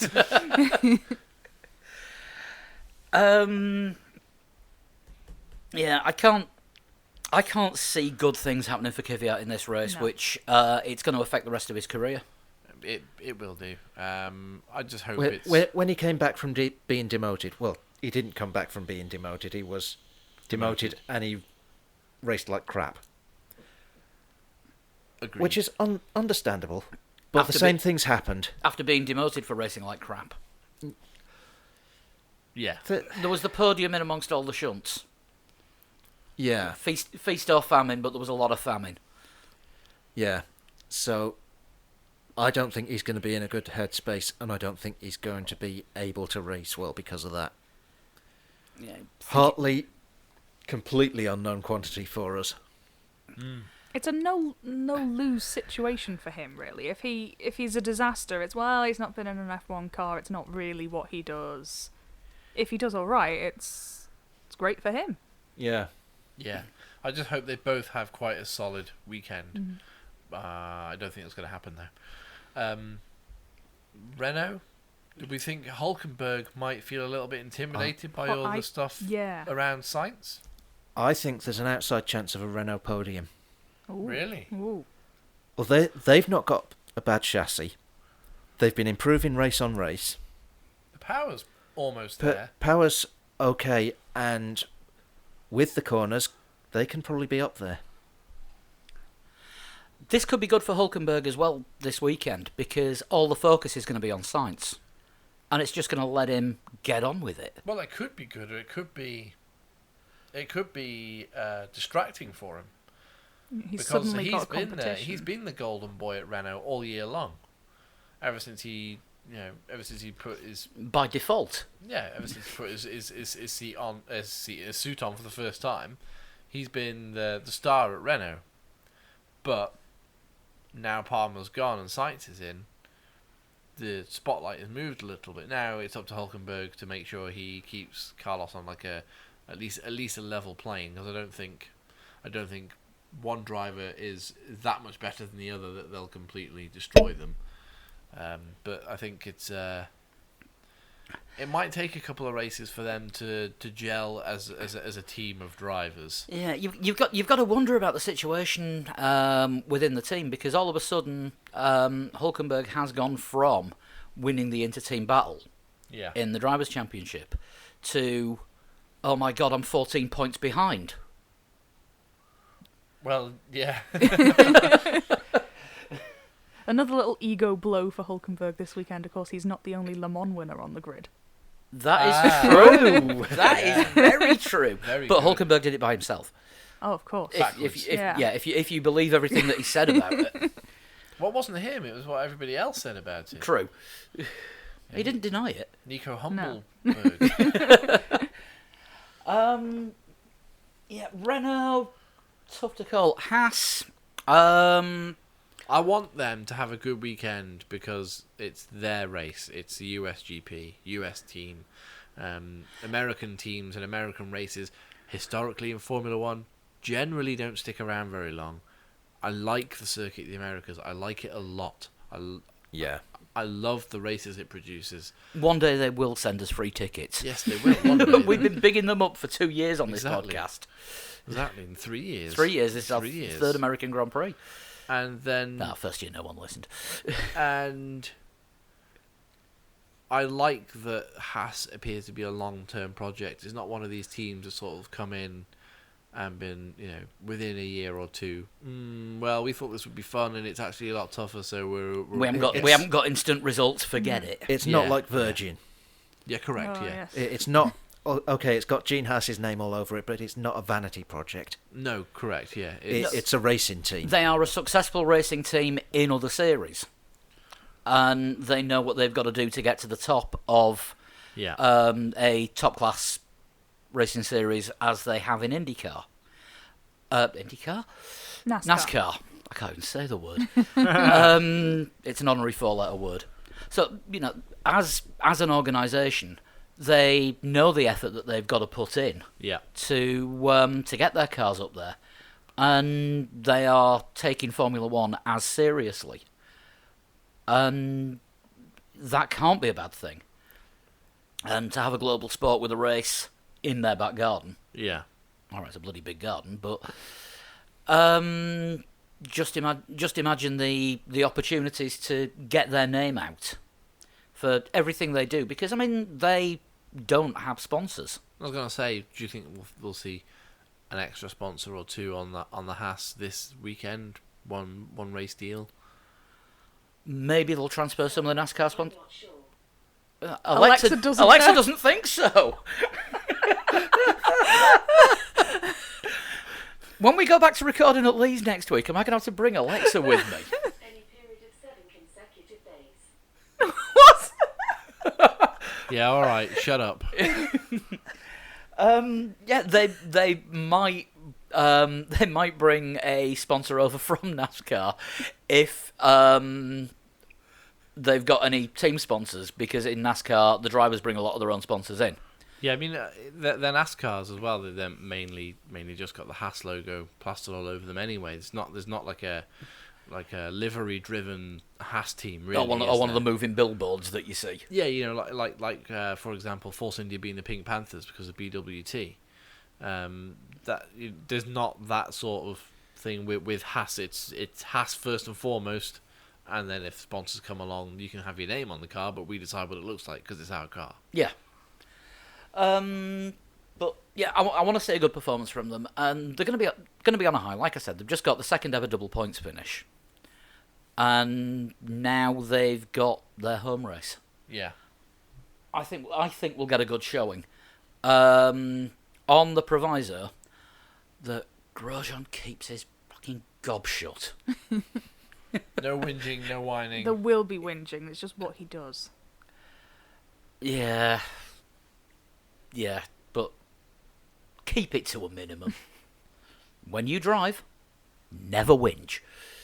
Well, whenever I drive, I always whinge. People move too slowly for me. Get out of my way. Come on, you're on the roundabout. Move out of my way. You're like that in your own driveway.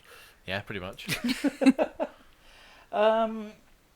Who next? Williams. I think we're going to see a poor showing from them. They haven't got a great chassis. They do well when there's lots of long straights and no difficult corners. And they've been busy with Unfortunately. other things. And there's lots of difficult corners here. Yeah. Yeah, they've been busy with other things this week, so they haven't really. Yeah, the focus is kind of elsewhere. I mean, Yeah. they've admitted that they've been concentrating more on next season's car since the start of September, which they're being their own tribute act, because last year it was, we've stopped upgrading the car, except for the upgrades. Except that for the we've got. upgrades we're doing. Yeah.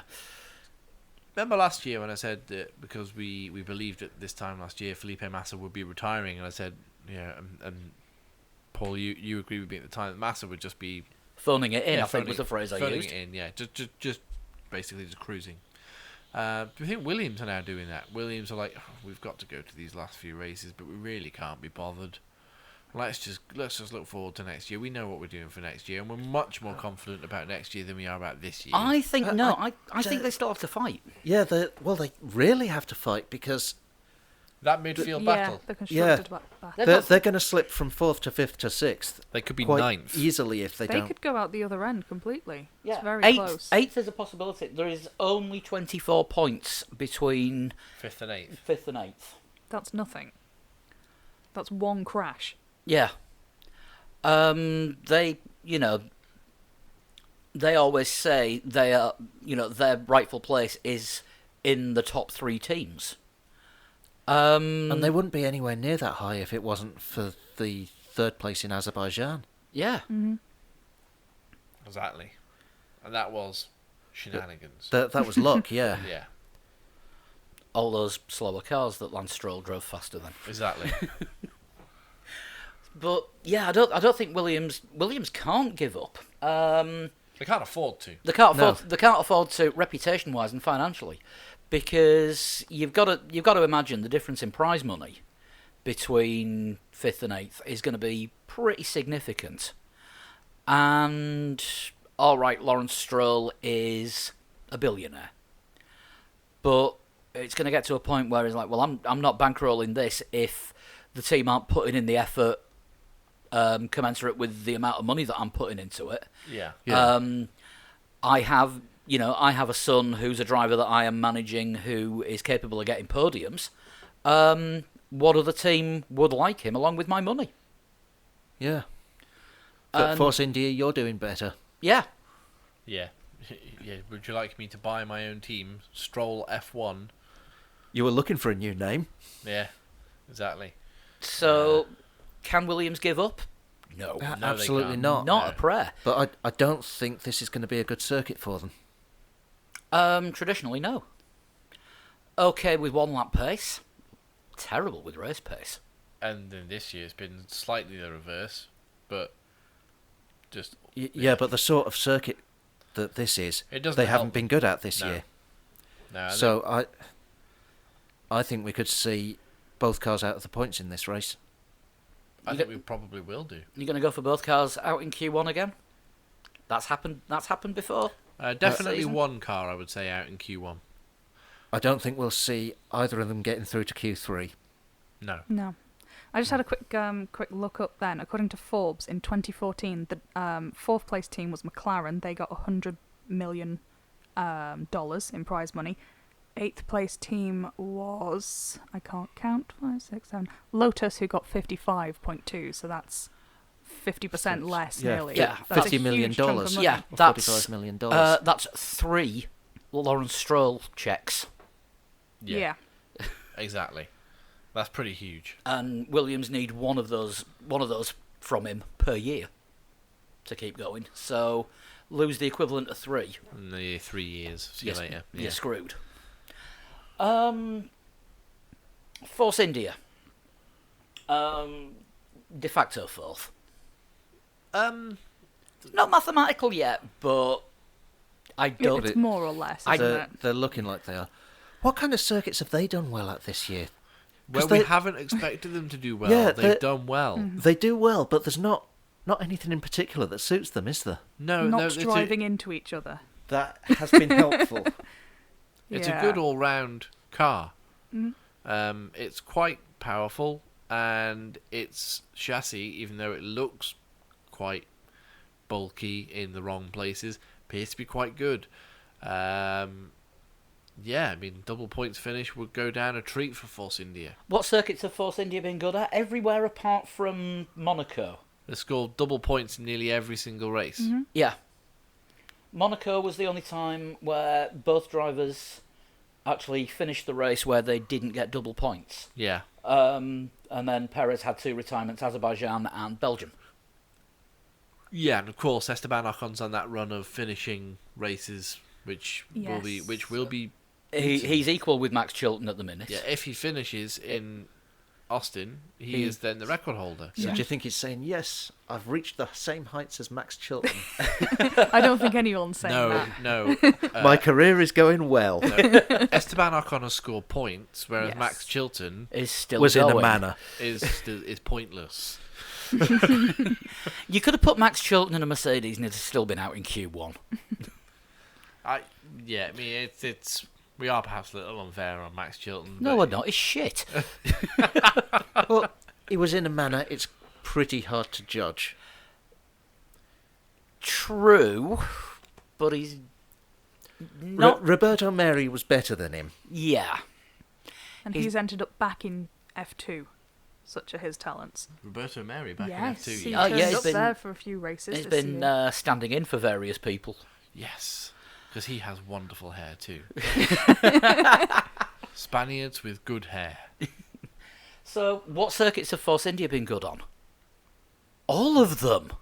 I think they benefit from having Ocon, who's quite aggressive and quite a hard driver, and then Perez, who's quite smooth, very soft on the tyres. So I But think also 'cause very they- good at defending. Yeah, so they have. If there is maybe one of them doesn't suit a circuit, the other one will probably They've benefit. got reverse Haas syndrome. Yes. Yeah. Whereas having polarizing races, like sort of, I think regular listener Michael Cohen put it as binary racing. Yeah. Force India do the opposite of that, and both their cars tend to finish around about the same place, which means their drivers are quite equal. Yeah. Force India But have that same and- place being the wall. Yeah. In several And the cases. car is pretty good. Force India have had 9 line astern finishes this season. Wow. 9. 9. That's There you go, impressive. that is Yeah. impressive. And they have never finished more than 5 places apart Wow. when both drivers have completed the race. So both drivers are pretty equal then. So that is consistency. And this is Esteban Ocon's first full season in Formula Yeah. One. Yeah. Full season. Yeah. I'm excited about the guy. Like he's going to be And first season in a competitive car. he's going to be a really one to watch, I think, in the next couple of years. Oh, hell yeah. So double points finish for them. When he's partnering Lance in Stroll Racing in 2 years' time, when Lawrence buys the team because he's got fed up with Williams not fighting. And Perez has gone to Ferrari. Yeah. Or Williams. Or Williams, yeah. Yeah, they do a driver swap. Yeah. And Lance Stroll and Esteban Ocon are getting 1-2s for Stroll Racing. Yeah. And they've tempted Christian Horner away from Red Bull to run the team. Well, I don't know about that. And Arriva Benny to walk around the garage with a tray around his neck like cigarettes. Because that's about all he's good for. I think Christian Horner really suits that Aston Martin thing that's coming along with Red Bull. That's very Christian Horner thing to do. Yeah, I would be very surprised to see him move from Red Bull to a different team. Yeah, I would be. Yeah. Talking of Red Bull, how do we think they're going to do? I think they could win it. I think they could be potentially winners. I think it's around about time Danny Ricciardo had another decent shot at winning a race, isn't it? I know we just spoke about his chances last year. It's about time he had that opportunity again. Yeah. And when it comes to him, he tends to take it with both hands, and until somebody drives into a wall and takes it off of them again. And again, the circuit could suit them. It could do. It could very much could do. I think we're in with a good chance of seeing at least one Red Bull on the podium. And they're both very good racing drivers, as in they can race. Yeah. You know, they can fight with other cars, which they're not just completely swallowed up by DRS, or they only can use DRS to overtake. It's it's The only It's good to see issue that I can see with Red Bull is tyre problems, because Max does tend to go hard on his tyres. There's been a few times this season where he's had to pull out of chasing someone to make a pass late in the race because he's just killed the tyres. Yeah. Getting Yeah, to we within, saw that getting in to within a Japan, couple of didn't seconds. we? Yeah. We did, yeah. And with there being a lot of heavy braking at the end of both straights, and some fast twisty sections where you've got to put your foot down and hope the grip holds, it could just push his tyres a little bit too far, and he might not have the pace come the end. That would be my only concern, just with this particular driving style on that circuit. It works well in some places. It works absolutely fantastic in some places. Yeah. But I think he might not be able to be 100% Max Verstappen on this circuit. The only other problem as well, potentially for Red Bull, is they will both need to take another engine before the end of the year. If it happened to come at Austin, obviously that puts them back See, a long way. And I wouldn't mind betting that Austin would be the place for them to do it, because Mexico, with it being such a high altitude race circuit, everyone has to run pretty much full downforce at Mexico, which would give the Red Bulls an excellent opportunity to sort of assert their I don't want to say chassis dominance, but that they have that. You lose a lot superior of engine chassis. power at Mexico as well, don't you? You Yes. do, yeah, so Because of the altitude. because of the altitude, yeah. Does it hurt the engines just because of the unusual air?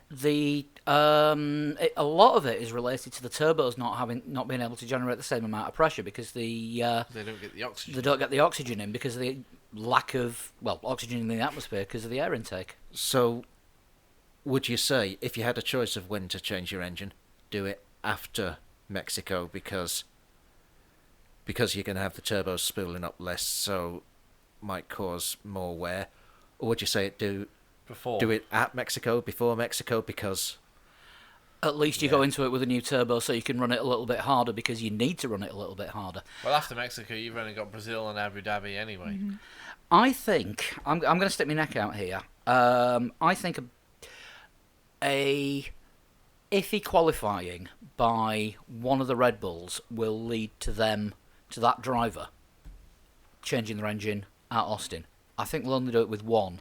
They have said they want to split it. They don't want to do want both to at the same race. Yeah, race, and yeah. I think the first one will come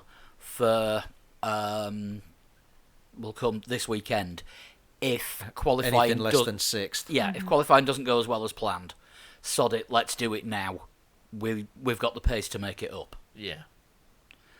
It's going to be a calculated risk. Yeah, a bit of a gamble, but as I said before, you don't get anywhere without taking risks. Stop taking risks, and your success. Yeah, stop Bounces taking up. risks, and you might even lose fifth place. That's it. Ferrari. Oh, God, where do you start? They could be anywhere from first through to... DNS. Not out of the garage. Yeah. Yeah, absolutely. I mean, they've had a terrible run of luck, whether that's organisational problems or just wear and tear on the power units as they're going along throughout the year.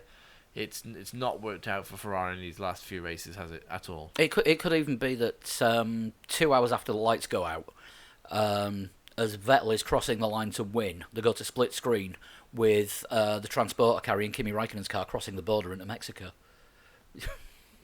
Well, yeah, maybe. Other way Ferrari going, crossing the border into Canada. The thing that could help Ferrari is actually Kimi Raikkonen's demeanour. In that Kimi Raikkonen rarely loses it, takes things as they are, sort of on face value, and if he stays ice cool, Sebastian Vettel might stay also ice cool. And They're good Vettel has friends. been quite laid back Yeah, about the problems over the past couple of weeks, which And have that's more the or only- less lost him the championship this year. yeah, but that's the only way he can pull anything back out of this, is to just stay laid back and take any chances that come his way when they come his way, and if they don't come his way, then deal with it later. This is very unusual behaviour from Vettel because out of all 20 drivers on the grid, he is the least likely, in my mind, to say, shit happens. Yeah. But, he's, I don't know what it is, but as Dan said, he's been very laid back about... In public, he's been very laid back. Yeah, who knows what he's like behind closed doors when he's banging fists on that Ferrari desk. Yeah, I mean, he's come out and said that this week that Kimi's the best teammate he's ever had because he just doesn't get involved with politics because he can't be bothered. Is that because Kimi doesn't challenge him in the car? Yeah, probably. It hasn't been doing this season. Yeah. You can't make a prediction for Ferrari at the minute just because you just don't have a clue. They could win it, they could lose it. Yeah. At some point of the weekend, they will be making headlines for some reason. Or do any of us think that Ferrari aren't capable of winning this weekend? No, they're completely capable of Ferrari winning. have been capable of winning just about every race this season. Yeah. It's just that They've either got strategy calls wrong, they've had awful luck, or they've just been beaten on setup and pure pace. But I think this is a quote that we used way back when we first started doing these podcasts. anyway, McLaren. No, Ferrari don't know how to lose. They know how to win, but they don't know how to lose, and that's what makes you lose. Because if you know how to lose, you lose, and you go, right, that's fine. We know what happened there. Move on. Whereas Ferrari lose a race and then sack half the team. Yeah. They don't Because know that's how the obvious. Yeah, they don't know how to lose. Teams who know how to lose rebuild quickly, and that's what Ferrari have got to do. But with Ferrari, it's every time that they've lost, there's just the whole blame culture surrounding the team. They've always got to find a scapegoat. Eventually, it'll be Marchione. If he carries on, it'll be him himself. He'll have to remove himself from. I know he's head of the whole Ferrari, Fiat, Chrysler group, but he will have to distance himself from the Formula One team if he carries on being so close to it and things don't work out for them. Yeah. His culture of fear is Yeah. not helping matters. No. That just leaves Mercedes. I think we're going to get the binary from them. Yeah, the binary finish could well come from Mercedes. You could Yeah. end up with like 6th, 7th place Bottas and podium finish for Hamilton. Can't really see any other way around that. As Dan, you said earlier, Lewis is great at this circuit. He Yeah. is. Um, He's had no bad luck this season. Yeah, that's the only thing that's sort of, that if I were Lewis Hamilton, that would be in the back of my mind. I haven't had any failures yet this year. But he had more than his fair share last year. Yeah, going to of say course. he had 2 seasons worth last season. Yeah, pretty much. So He had 2 seasons worth last season in Malaysia. yeah. So I think Lewis will just be. He's going to be in his element because of the whole showbiz thing. American sports like a personality, And they get that with Lewis Hamilton. and they get it in droves with him. Yeah. You know, he's the Tom Brady and the Rob Gronkowski all rolled into one. And on top of that, as Toto Wolff said over the past couple of days, he's really raised his game in the last... Since Spa. Yeah. Yeah. It's been a different Lewis Hamilton to the very good racer who turned up at the start of the year. Yeah. And now it's It's one of the all-time greats. Yeah, well, yeah, he's past Michael Schumacher's pole record. His race wins record. Well, at the moment, we think it's 30 races down the road. Might not take Lewis Hamilton that long to win 30 races. But yeah, it's different gear, isn't it? Yeah. He's in a completely different. He's gear to found in his everyone else. head what his car gets in Q3. Yeah. Yeah. That's the only way I can describe it. There's something else that you didn't know about. And it's like, oh, shit, right, okay. Yeah, there's something he's understanding about himself and his car at the moment, which is he found in 2015 and 2014 that just work for him. Yeah. And when it works for him like that, he's very, very, very difficult to beat. Yeah. And right now he doesn't really have any championship pressure. No, which is why I don't think he'll win the race. You think he's going to Prost it? Yeah, I completely think he's going to Alain Prost it, and we'll see. Skipping ahead to top threes here. Well, I was going to say, we've Yeah, basically said that Bottas is going to suck, and that's all you can say. I'm going to say Ricciardo, Hamilton, Vettel as my top three. You think Ricciardo? Yeah, I think Ricciardo's going to win the race. I think Danny Ricciardo will win the race. I think Lewis Hamilton will finish second and Vettel third. They might swap places. Vettel might try and attack Hamilton, and I think if he does, then Hamilton will just let him go. Yeah, all right then, fine. Take 7 points. Not 7, is it? It'll be take 3 points off me. That's fine. I still go. I still go to the next race. 75 available with the lead of 56. So, you know. Now, the thing that surprises me about the Ricciardo prediction is that I think if Ricciardo's challenging Hamilton for the lead, Hamilton will fight pretty hard.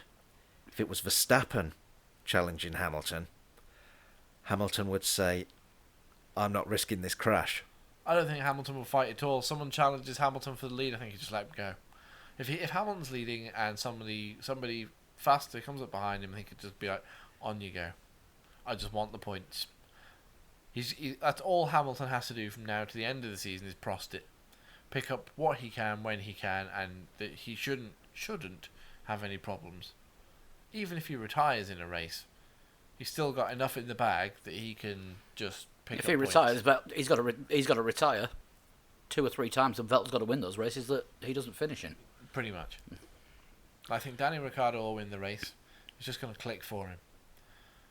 But Vettel might be second, but that's going to be my podium sitters. I think Vettel, Hamilton, Ricciardo, but with Ricciardo on top.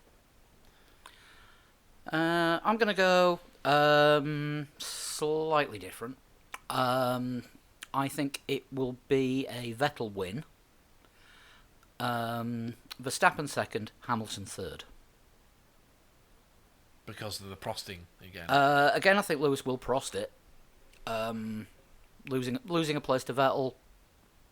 Again, like you, Chris, it could go either way with those two, but I think Verstappen will take it for the reasons that you said. If Verstappen comes up on Hamilton when he's leading, it'll just be, he's going to be quicker than me.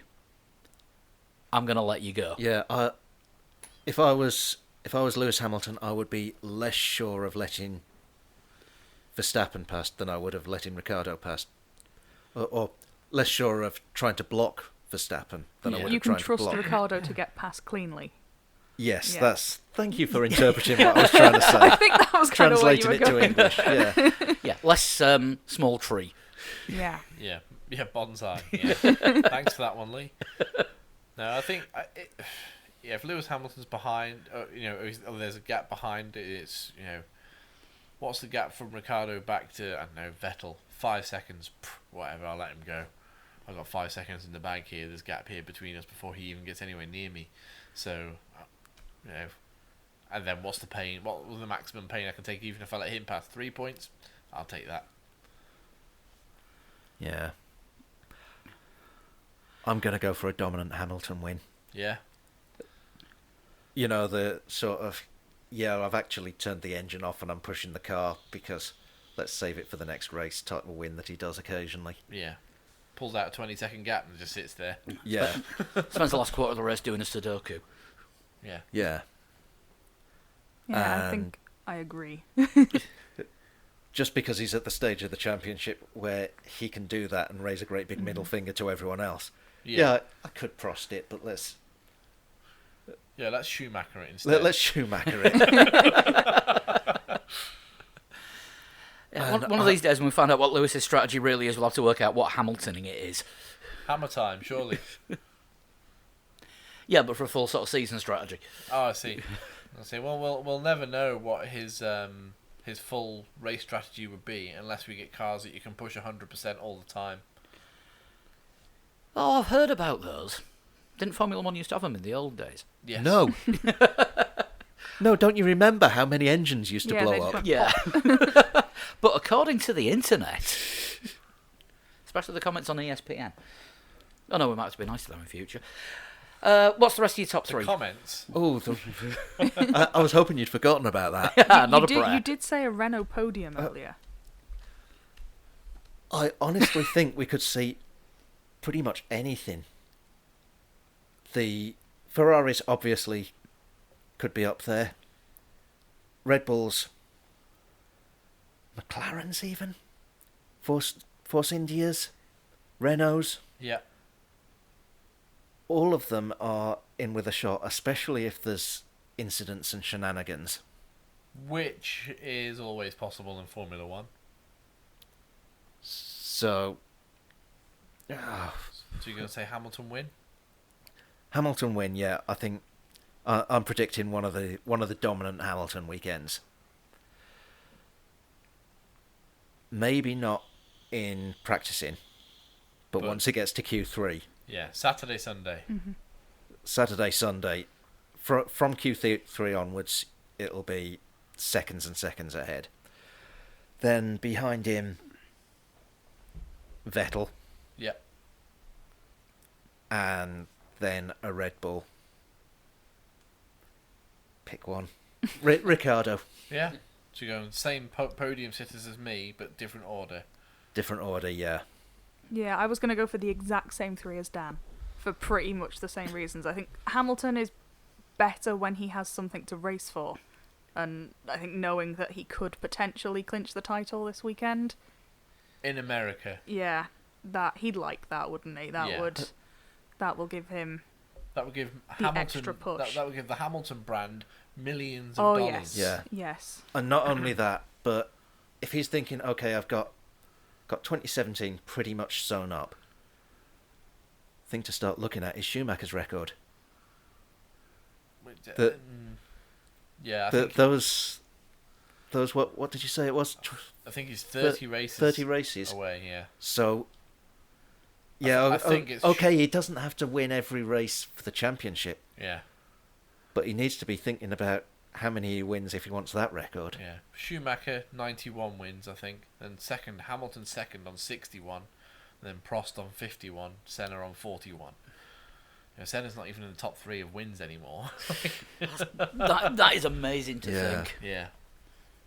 Uh, Oh no, hang on. I think Vettel might be ahead of Senna now. Actually, I think he might be. I think Vettel might be ahead of Senna. Am I going to have to Google this while you're talking?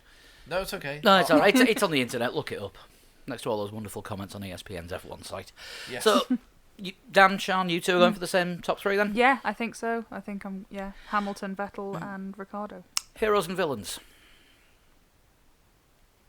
Villain Grosjean. Oh, I was going to go villain Kvyat. Just because I think he's an easy target this weekend. It says whoever he drives into. Well, yes. Yeah, I think Kvyat is. It's too easy to say he's going to be the villain. Don't forget, on the face of it, he's still racing for his future. I'm going to put him as my hero this week because I think we'll just see one last good drive from him, but it'll all be Like Palmer getting 6th place. yeah, it'll all be for nout. Yeah, Kvyat finishes 6th. Oh, fired. Damn. Villain. Probably going to be Grosjean if he whines and whinges too much. I've already said there's heavy braking zones. That car is probably going to go into a barrier, and there's a chance it's going to take somebody else with him. Hero Carlos Sainz. Can't do anything wrong. Can't do anything wrong. Could do things right. Yeah. As I've said, I think the Renaults are in with a chance of a podium. If he does his first race for Renault and gets their first podium since coming back, that's heroic material there. Yeah. Hero, Brendan Hartley, because again, he can do no wrong. Yeah. Yeah. Villain, Valtteri Bottas, won't be there for his Mercedes teammate if he needs him. If he needs him. five or six places behind. If Hamilton does decide he wants to fight for a win and then can't because he's got no rear gunner, might see angry Hamilton just for a little. If he wants that dominant win and can't quite get it, might see angry Hamilton just for a little bit. Not as soon as he gets out of the car, I think he will calm down. But if Valtteri's nowhere near him to help him out, then that might be a villainous situation for the finish, man. Yeah, that could happen.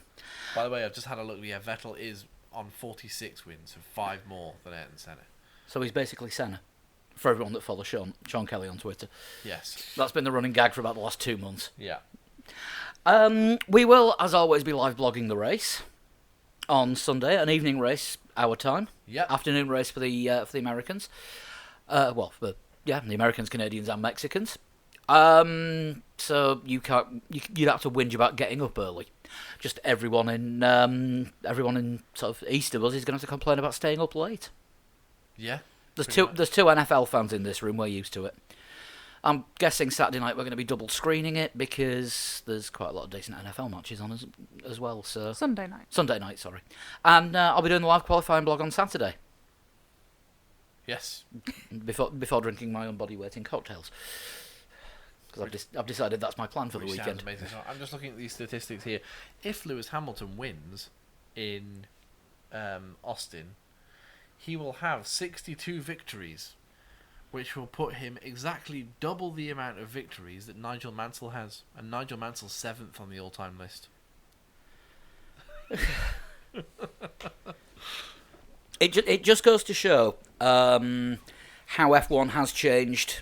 Obviously, the calendar's longer than it used to be because we've had some seasons where there's only been 16 races. Yeah. But teams are being dominant now in longer periods since really the start of the Schumacher-Ferrari wins. Yeah. Since 2000, because it used to be one team would have it one season and then the next year somebody you else didn't had know come if up it with was going that to be car. Benetton, Williams, McLaren, Ferrari once they got their act together again. Yeah. Well, once they took all the people from Benetton. Yeah. Yeah, it's Yeah. not this is their year. It's now this is their Formula. Formula. Yeah. You know, this is their regs. God, that sounds the dullest thing to say ever. But it's how it was for Red Bull. It's how it is for Mercedes. Yes. You remembered what they're called this time? Did you Only see this- how many attempts it took to get that right? At least 5. You pronounce it in a very German way as well. Mercedes. So, whatever happens, I think we're in for a cracker this weekend. Absolutely. Yeah, it's going to be a good one. Quick update on Formula Lee. It is still going. It's Austin, obviously, in the dry in a Haas. And you're looking sort of round about the low 137s to get into the points at the minute. Which I'm nowhere near. No. Which currently, on my spreadsheet, I'm 10th. Well, there you go. Yeah. Which is why I'm saying low 137s to get into the points, because I'm in the mid 137s Ah. and 10th place. That's got a week to change. You have until, what's the date next Monday? It's the 24th? 23rd. 23rd, sorry. Yep, until 7 o'clock UK time on Monday the 23rd to get your times into us. You should know how to do that. If not, we'll tell you how to get in touch with us at the end of the show. And of course, the prize is being supplied by. The prize is being supplied by Ultraflix Yes. for the top 3 and the season prizes as well, although first place has already been decided. Congratulations, Jeff Sharp. Yes. Quiz time. It is indeed. So, who has flooded their engine? Well, this one's actually been sent in by. So I'll just call him Guest 5 for now. You can call him Guest 5, but I know we know his real name, but that's what he is on Twitter, yes. at Guest 5. Guest 5 on Twitter. I read through the clues and I thought this was a pretty good one, so I thought, you know what, yeah, I'll take this one. This is the last flood of their engine for the foreseeable future. Lee is going to be back with us next week, so he's got to go through passport control yet. this is a good point. Oh, God. This is a really good point. What's it? It's going to be like the terminal, isn't it? Because we're not going to let him in The US isn't going to let him back. Of course they are. They're gonna have been watching his social media feed and being like, this man did not enjoy Disney World. There's something severely wrong with him. All they have to do was look at his Twitter feed from before he went to the US and say there is something severely wrong with him. Yeah, I suppose so. That's a fair point. And also, don't forget, he's flying into Manchester, and there is a duty-free shop in Manchester before you get through passport control. Yes, there is. Yes.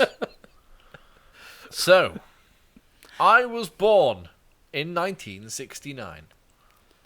So Okay. That makes him a year older than me. Is that it? Yeah, I think we're Yeah. probably going to need a bit more. My father worked as a bricklayer, but took up other jobs to help with my advancing racing career. Okay. So we're looking at somebody who came through sort of early to mid-90s. Yeah. Yeah. About 48 or so now. Yeah, year older than me. Kind of makes him the same age as Michael Schumacher, but I don't think it's Michael Schumacher. So it does rule out Ralph Schumacher. Literally, the Ralph of Schumachers.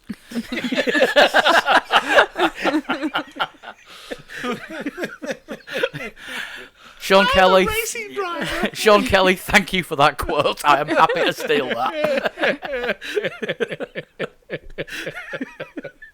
That's great. I like that. Number 3. I started racing go-karts at the age of 4. Well, kind of so did Michael Schumacher because his parents owned a kart track. I don't know if they were bricklayers as well. Or his dad was a bricklayer, but Could have laid bricks at the track. mini Indy. Yeah. That would have been the brick. Brickyard. No, brick meter. They are very metric in Germany. Yeah, this is true. This is true. The brick meter.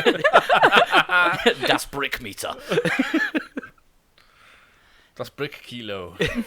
Dan looks like he's got a theory. How old's Montoya? Ooh. Montoya. He's younger than me. I was going to say, he's north of 40, but not by much. I don't He think. made his debut in 2000, and he definitely wasn't 30 when he started. Right. Probably not Fair Montoya enough. then. Yeah. Are you wanting the guesses all the way through, or are you going to be easier on us than Lee is? I'll be easier on you than Lee is because he's back next week, so all hell will break loose. Of course, I don't actually know how we're going to get through next week's podcast because He's going to have a month's worth of stuff. Earplugs and Vicodin. yeah. I In might fact, have that's to what I take might call next week's show. Damn. Oh, it's gone already. Gone. Already stolen. Stop having these thoughts because they are just straight away stolen. So we've got Michael Schumacher on the back burner. Yeah. So number 4, I crashed my first kart, which was a modified pedal kart powered by a small motorcycle engine. I crashed it into a lamppost. As you would. About the right age for David Coulthard. He did start karting at a very young age. I've been to the David Coulthard Museum, and I don't seem to remember there was a cart hanging from the ceiling that looked like it had been wrapped around a lamppost. It wasn't like a token decorative bent lamppost in the corner. No, there was kind of everything else. There was a lot of empty champagne bottles. But anyway, Were they on display or just scattered? a bit of both, actually. I mean, you've seen the photo of me holding the Monaco trophy. Yeah. That was on display on top of a fridge full of Red Bull. It wasn't in a display cabinet or anything.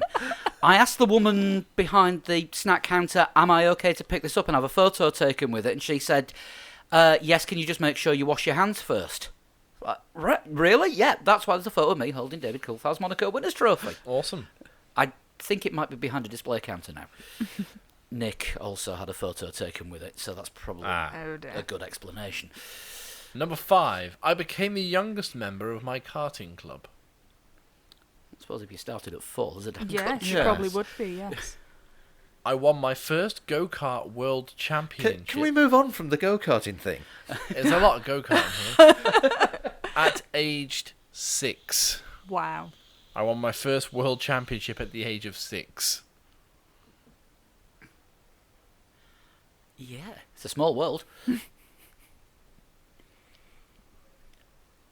I'm now thinking I know less than I did at the start. I know that they did go-karts. Yes. I got my driver's license in Luxembourg at the age of 12. What? What the You hell? can drive in Luxembourg at the age of 12. I'm suspecting that it's not Coulthard. Yeah, I'm thinking possibly Jos Verstappen here. I don't think Jos Verstappen is quite that old. I think he's only like 44, 45-ish.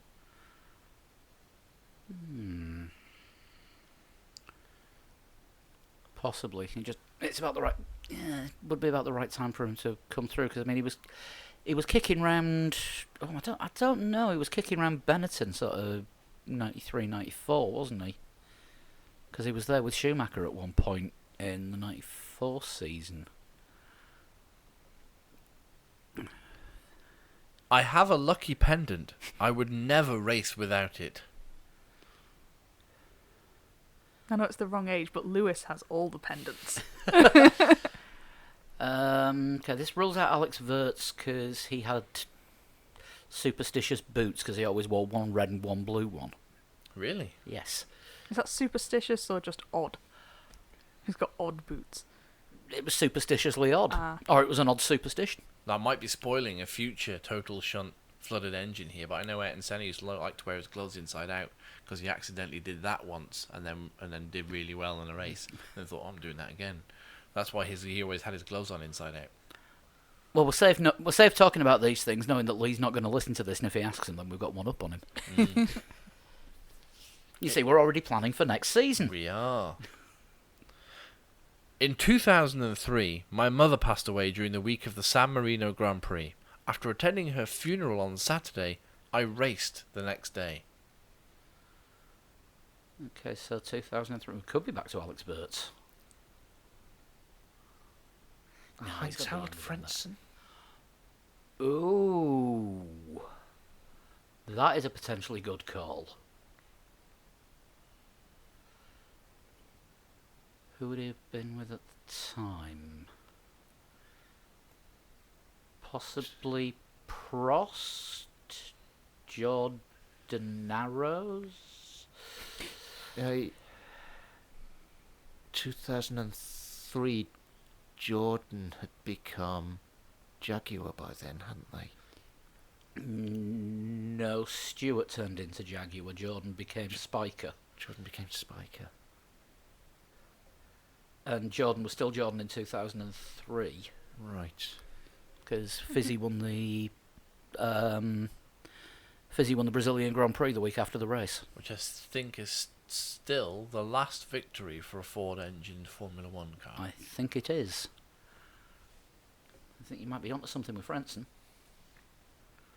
who had a long-term rivalry with Schumacher So it must have all the been way about through the his same career, age. and Michael Schumacher marrying Frentzen's girlfriend didn't help matters. This might help you a little bit. She nearly was Karine Harold Frentzen.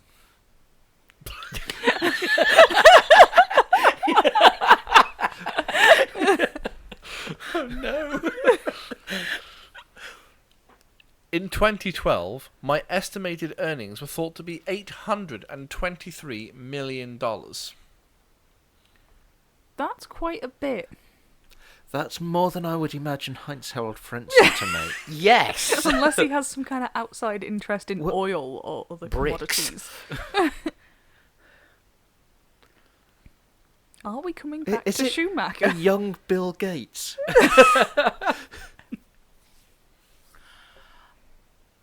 That is something. They are the 10 clues. There are 4 Spaffer clues. Right. I think we might need I- one. Yeah. I would go back to Schumacher, although... How many million did you say? 823 million in 2012. I think it's that gotta sounds be a lot. That sounds a lot even for Schumacher. It does say estimated, I believe. Yeah, in 2012, my estimated earnings were thought to be $823 million.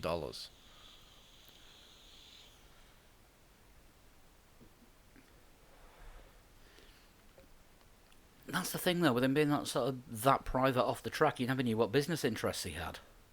I'm thinking, even for any Formula One driver, that's going to have to be a little bit of a typing error.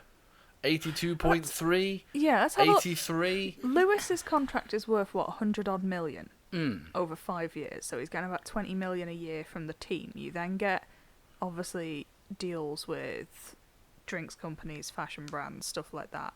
I think Which that will might maybe be a typo. match Yeah. that again. Yeah. So yeah, say the Nearly absolute $1 billion top a of the year. game. Yeah, is- that's a lot. I think that I could think be that's career that's earnings. estimated career I earnings. assumed that was career Ah. earnings. I'm just trying to figure out how long it would take you to earn that. So if Oh, we I assume, see.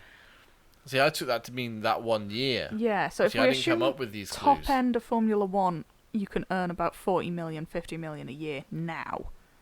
So you're That's you're still looking taking you 20 years to earn that. yeah, you're looking at sort of And if 16 you go back into the 16 to 90s, 20. you're not earning that much. Unless you've got some serious investments going, or you own a company that sponsors you, or whew.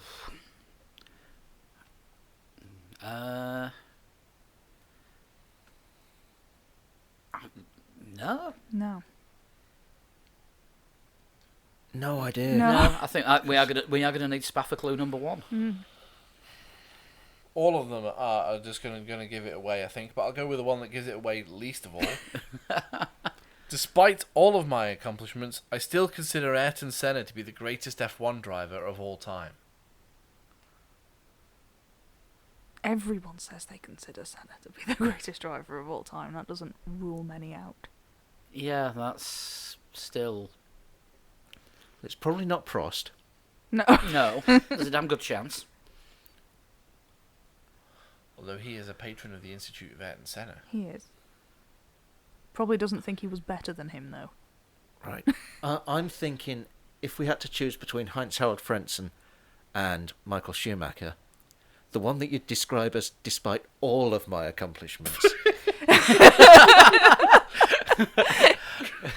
This is a fair point. Yes. I'm throwing it out there that we're not talking about Nick Heidfeld here. No. I Well, think who else has opened the world of disappointment? But yeah, it has. Schumacher on paper would be better than Senna on stats alone. Yeah. Yeah. So that would lead into the despite. yeah, it's I'm Max Chilton. pocket money doesn't count as earnings. But I did the washing up. And I look surprisingly young for 47. Are we going to say Michael Schumacher? I think that's the only answer that makes sense in context. Are you, Are you Michael, Michael Schumacher? Schumacher? Yes, I am Michael Schumacher.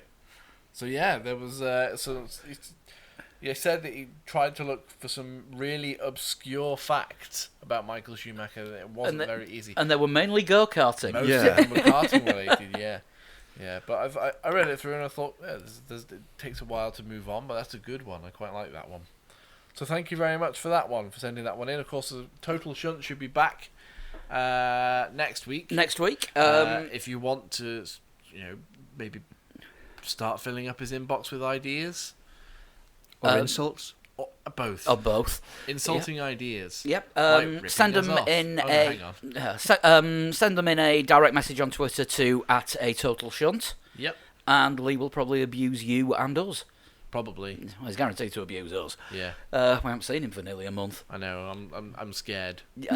We all are. We'll just eat lots of biscuits and get ourselves through it next week. I might have to Skype in. I'm not sure you'll have to. It's going to be the Lee show, isn't it? Yeah. I thought it was every week. Doesn't he claim it's giving the people what they want? Lots of Lee. Or giving the people what they've not got any choice to have. Giving his public what they want, isn't it? Something like that. Yeah, something like that. Anyway. We have to stop taking the piss out of him now. No, we don't. No, that's true. We'll just carry on. It's appeal time. James Holman, regular listener, contributor, Formula Lee participant, Actual racing driver. actual racing driver. He is in the Legends Car Series. Yep. We mentioned this last week, and we've got got more details now. He is offering Three Legs, Four Wheels listeners the chance to get the name on the back of his car for the princely sum of £10. Exactly, £10. Get your name on an actual racing car in a proper racing series. He's racing at Brands Hatch. He's isn't racing he, at in Brands November? Hatch on the 4th and 5th of November. And as a support race to The British Truck Series. which is pretty big in. Well, yeah, the big trucks and Yeah. they're all big. Absolutely. Yeah, it's not the British mini series. That's No. kind of the opposite. Yes. So yeah, James is doing that, and he's going to put the Three Legs Four Wheels logo on the back of the car, and he is offering everyone that listens to the show and anybody else that wants to, a chance to get their name on the back, along with our logo. It's going to help him pay for things like tyres and fuel, as Dave Daddario has said before. Yeah. The most expensive parts of the race weekend, because it's the stuff that you go through and the stuff that you can't Yeah, and even hang on to. Yeah, even people who, with small budgets tend to start the weekend on old tyres that just haven't gone bang yet. Yeah. Just to if you haven't listened to our interview with Dave, it's probably a fair few podcasts back now. But it was good to get that insight from Dave, and this is what's helping James along with this particular sponsorship. Yeah, it's going to be his first time back on the track for a while. And if you go to gofundme.com/3legs4wheels, you can put your donation through there. Don't forget to put your name in. Yep. Because if you do it anonymously, Then your name won't appear on the car. yeah, Dan. then Anonymous will take credit for it. It's like, oh God, his car's been hacked. The internet's turned up. So come on. You're not going to get many more opportunities to get your name on a racing car. Until we buy our own racing team. Exactly, which is probably 3 months away. About that. So, Depends. But we'll get into a bidding war with Lawrence Stroll. We've lost. and we've just We've got lost 2 again. packets of biscuits. He's got $32 million. I don't, We've got 3 packets of biscuits.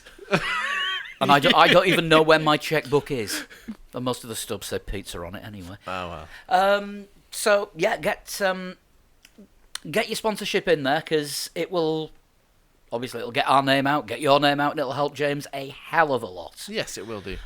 If you want to listen to an extra podcast that we do every week, you can subscribe to that as well on Patreon. That is just from $1 a month. If you go to patreon.com/3legs4wheels, you can sign up there. That's where you can download the shows from, talk about anything and everything. Tonight's was bits about the weather, International Goth Day, Yeah. Dan's trip to London. Can he justify buying that guitar? Yes, you can. I probably just scared everyone. Yeah, you think A little bit, yeah. Yeah. I'm doing Lee's job for him while he's not here. And if you want to get in touch with us, you can tweet us at 3legs4wheels or At Flood21. At Sean Cowper. At Danbert. and at Pablo100, and of course Lee is at A Total Shunt. We're on Facebook as well, facebook.com/3legs4wheels. Always plenty of lively debate going on the wall there on the comments section, but it's intelligent because we have the smartest listeners, I believe we do. certainly compared to ESPN. Yes. But no, we certainly do. There's always people chatting on there. And we're somewhere about on Instagram as well. I occasionally remember to post things. I don't think anybody else does.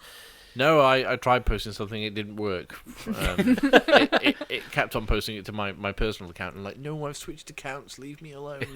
So What's an Instagram? it's an instant gratification machine. It's like a telegram, but you get it instantly rather than having to watch it. I can't believe I came up with that so quickly. Instantly. Yes. And if you're old school, you can email us 3legs4wheels@gmail.com. We'll be online over the weekend. I'll be doing the live blog for qualifying on Saturday, and Dan and Chris will be joining me for the live blog on Sunday with assistance from Sean. Oh, yes. And we'll be back next week with a review of Austin, a preview of Mexico, because we're in back-to-back weeks. We are indeed. Yep. And Lee will be back with us next week. And I just want to say a massive thanks to Sean for the last few shows. Oh, Yes, you are thank you, welcome. Sitting in Sean. for Thank Lee, you for having and me. you know you're more than welcome to come back anytime you want. There is always a seat for you, which you probably know because this is our house. And Yeah, no, I kind of owned the seat. yeah, you own 50% of the furniture here, so you are sat in the seat you own. We've had a lot of comments and tweets saying get Sean on the show as much as possible. So Thank you very Sean much. has a fan base. Take that, Lee. Yeah, they prefer you to Lee. I've got to admit, we do as well. No, I was just thinking then people should let us know who their favourite podcaster is. Start a competition. No. To see how unpopular Lee really is. I'd just prove him wrong, wouldn't I? This is getting into whole sorts of. Yeah, it'd be bringing me and Dan up saying, how do you create 75,000 email addresses in 10 minutes? Let's not do that. No. All that's left to say is enjoy the race this weekend, and we'll see you next week. Absolutely. Thanks for listening. Thanks. Bye-bye. Bye.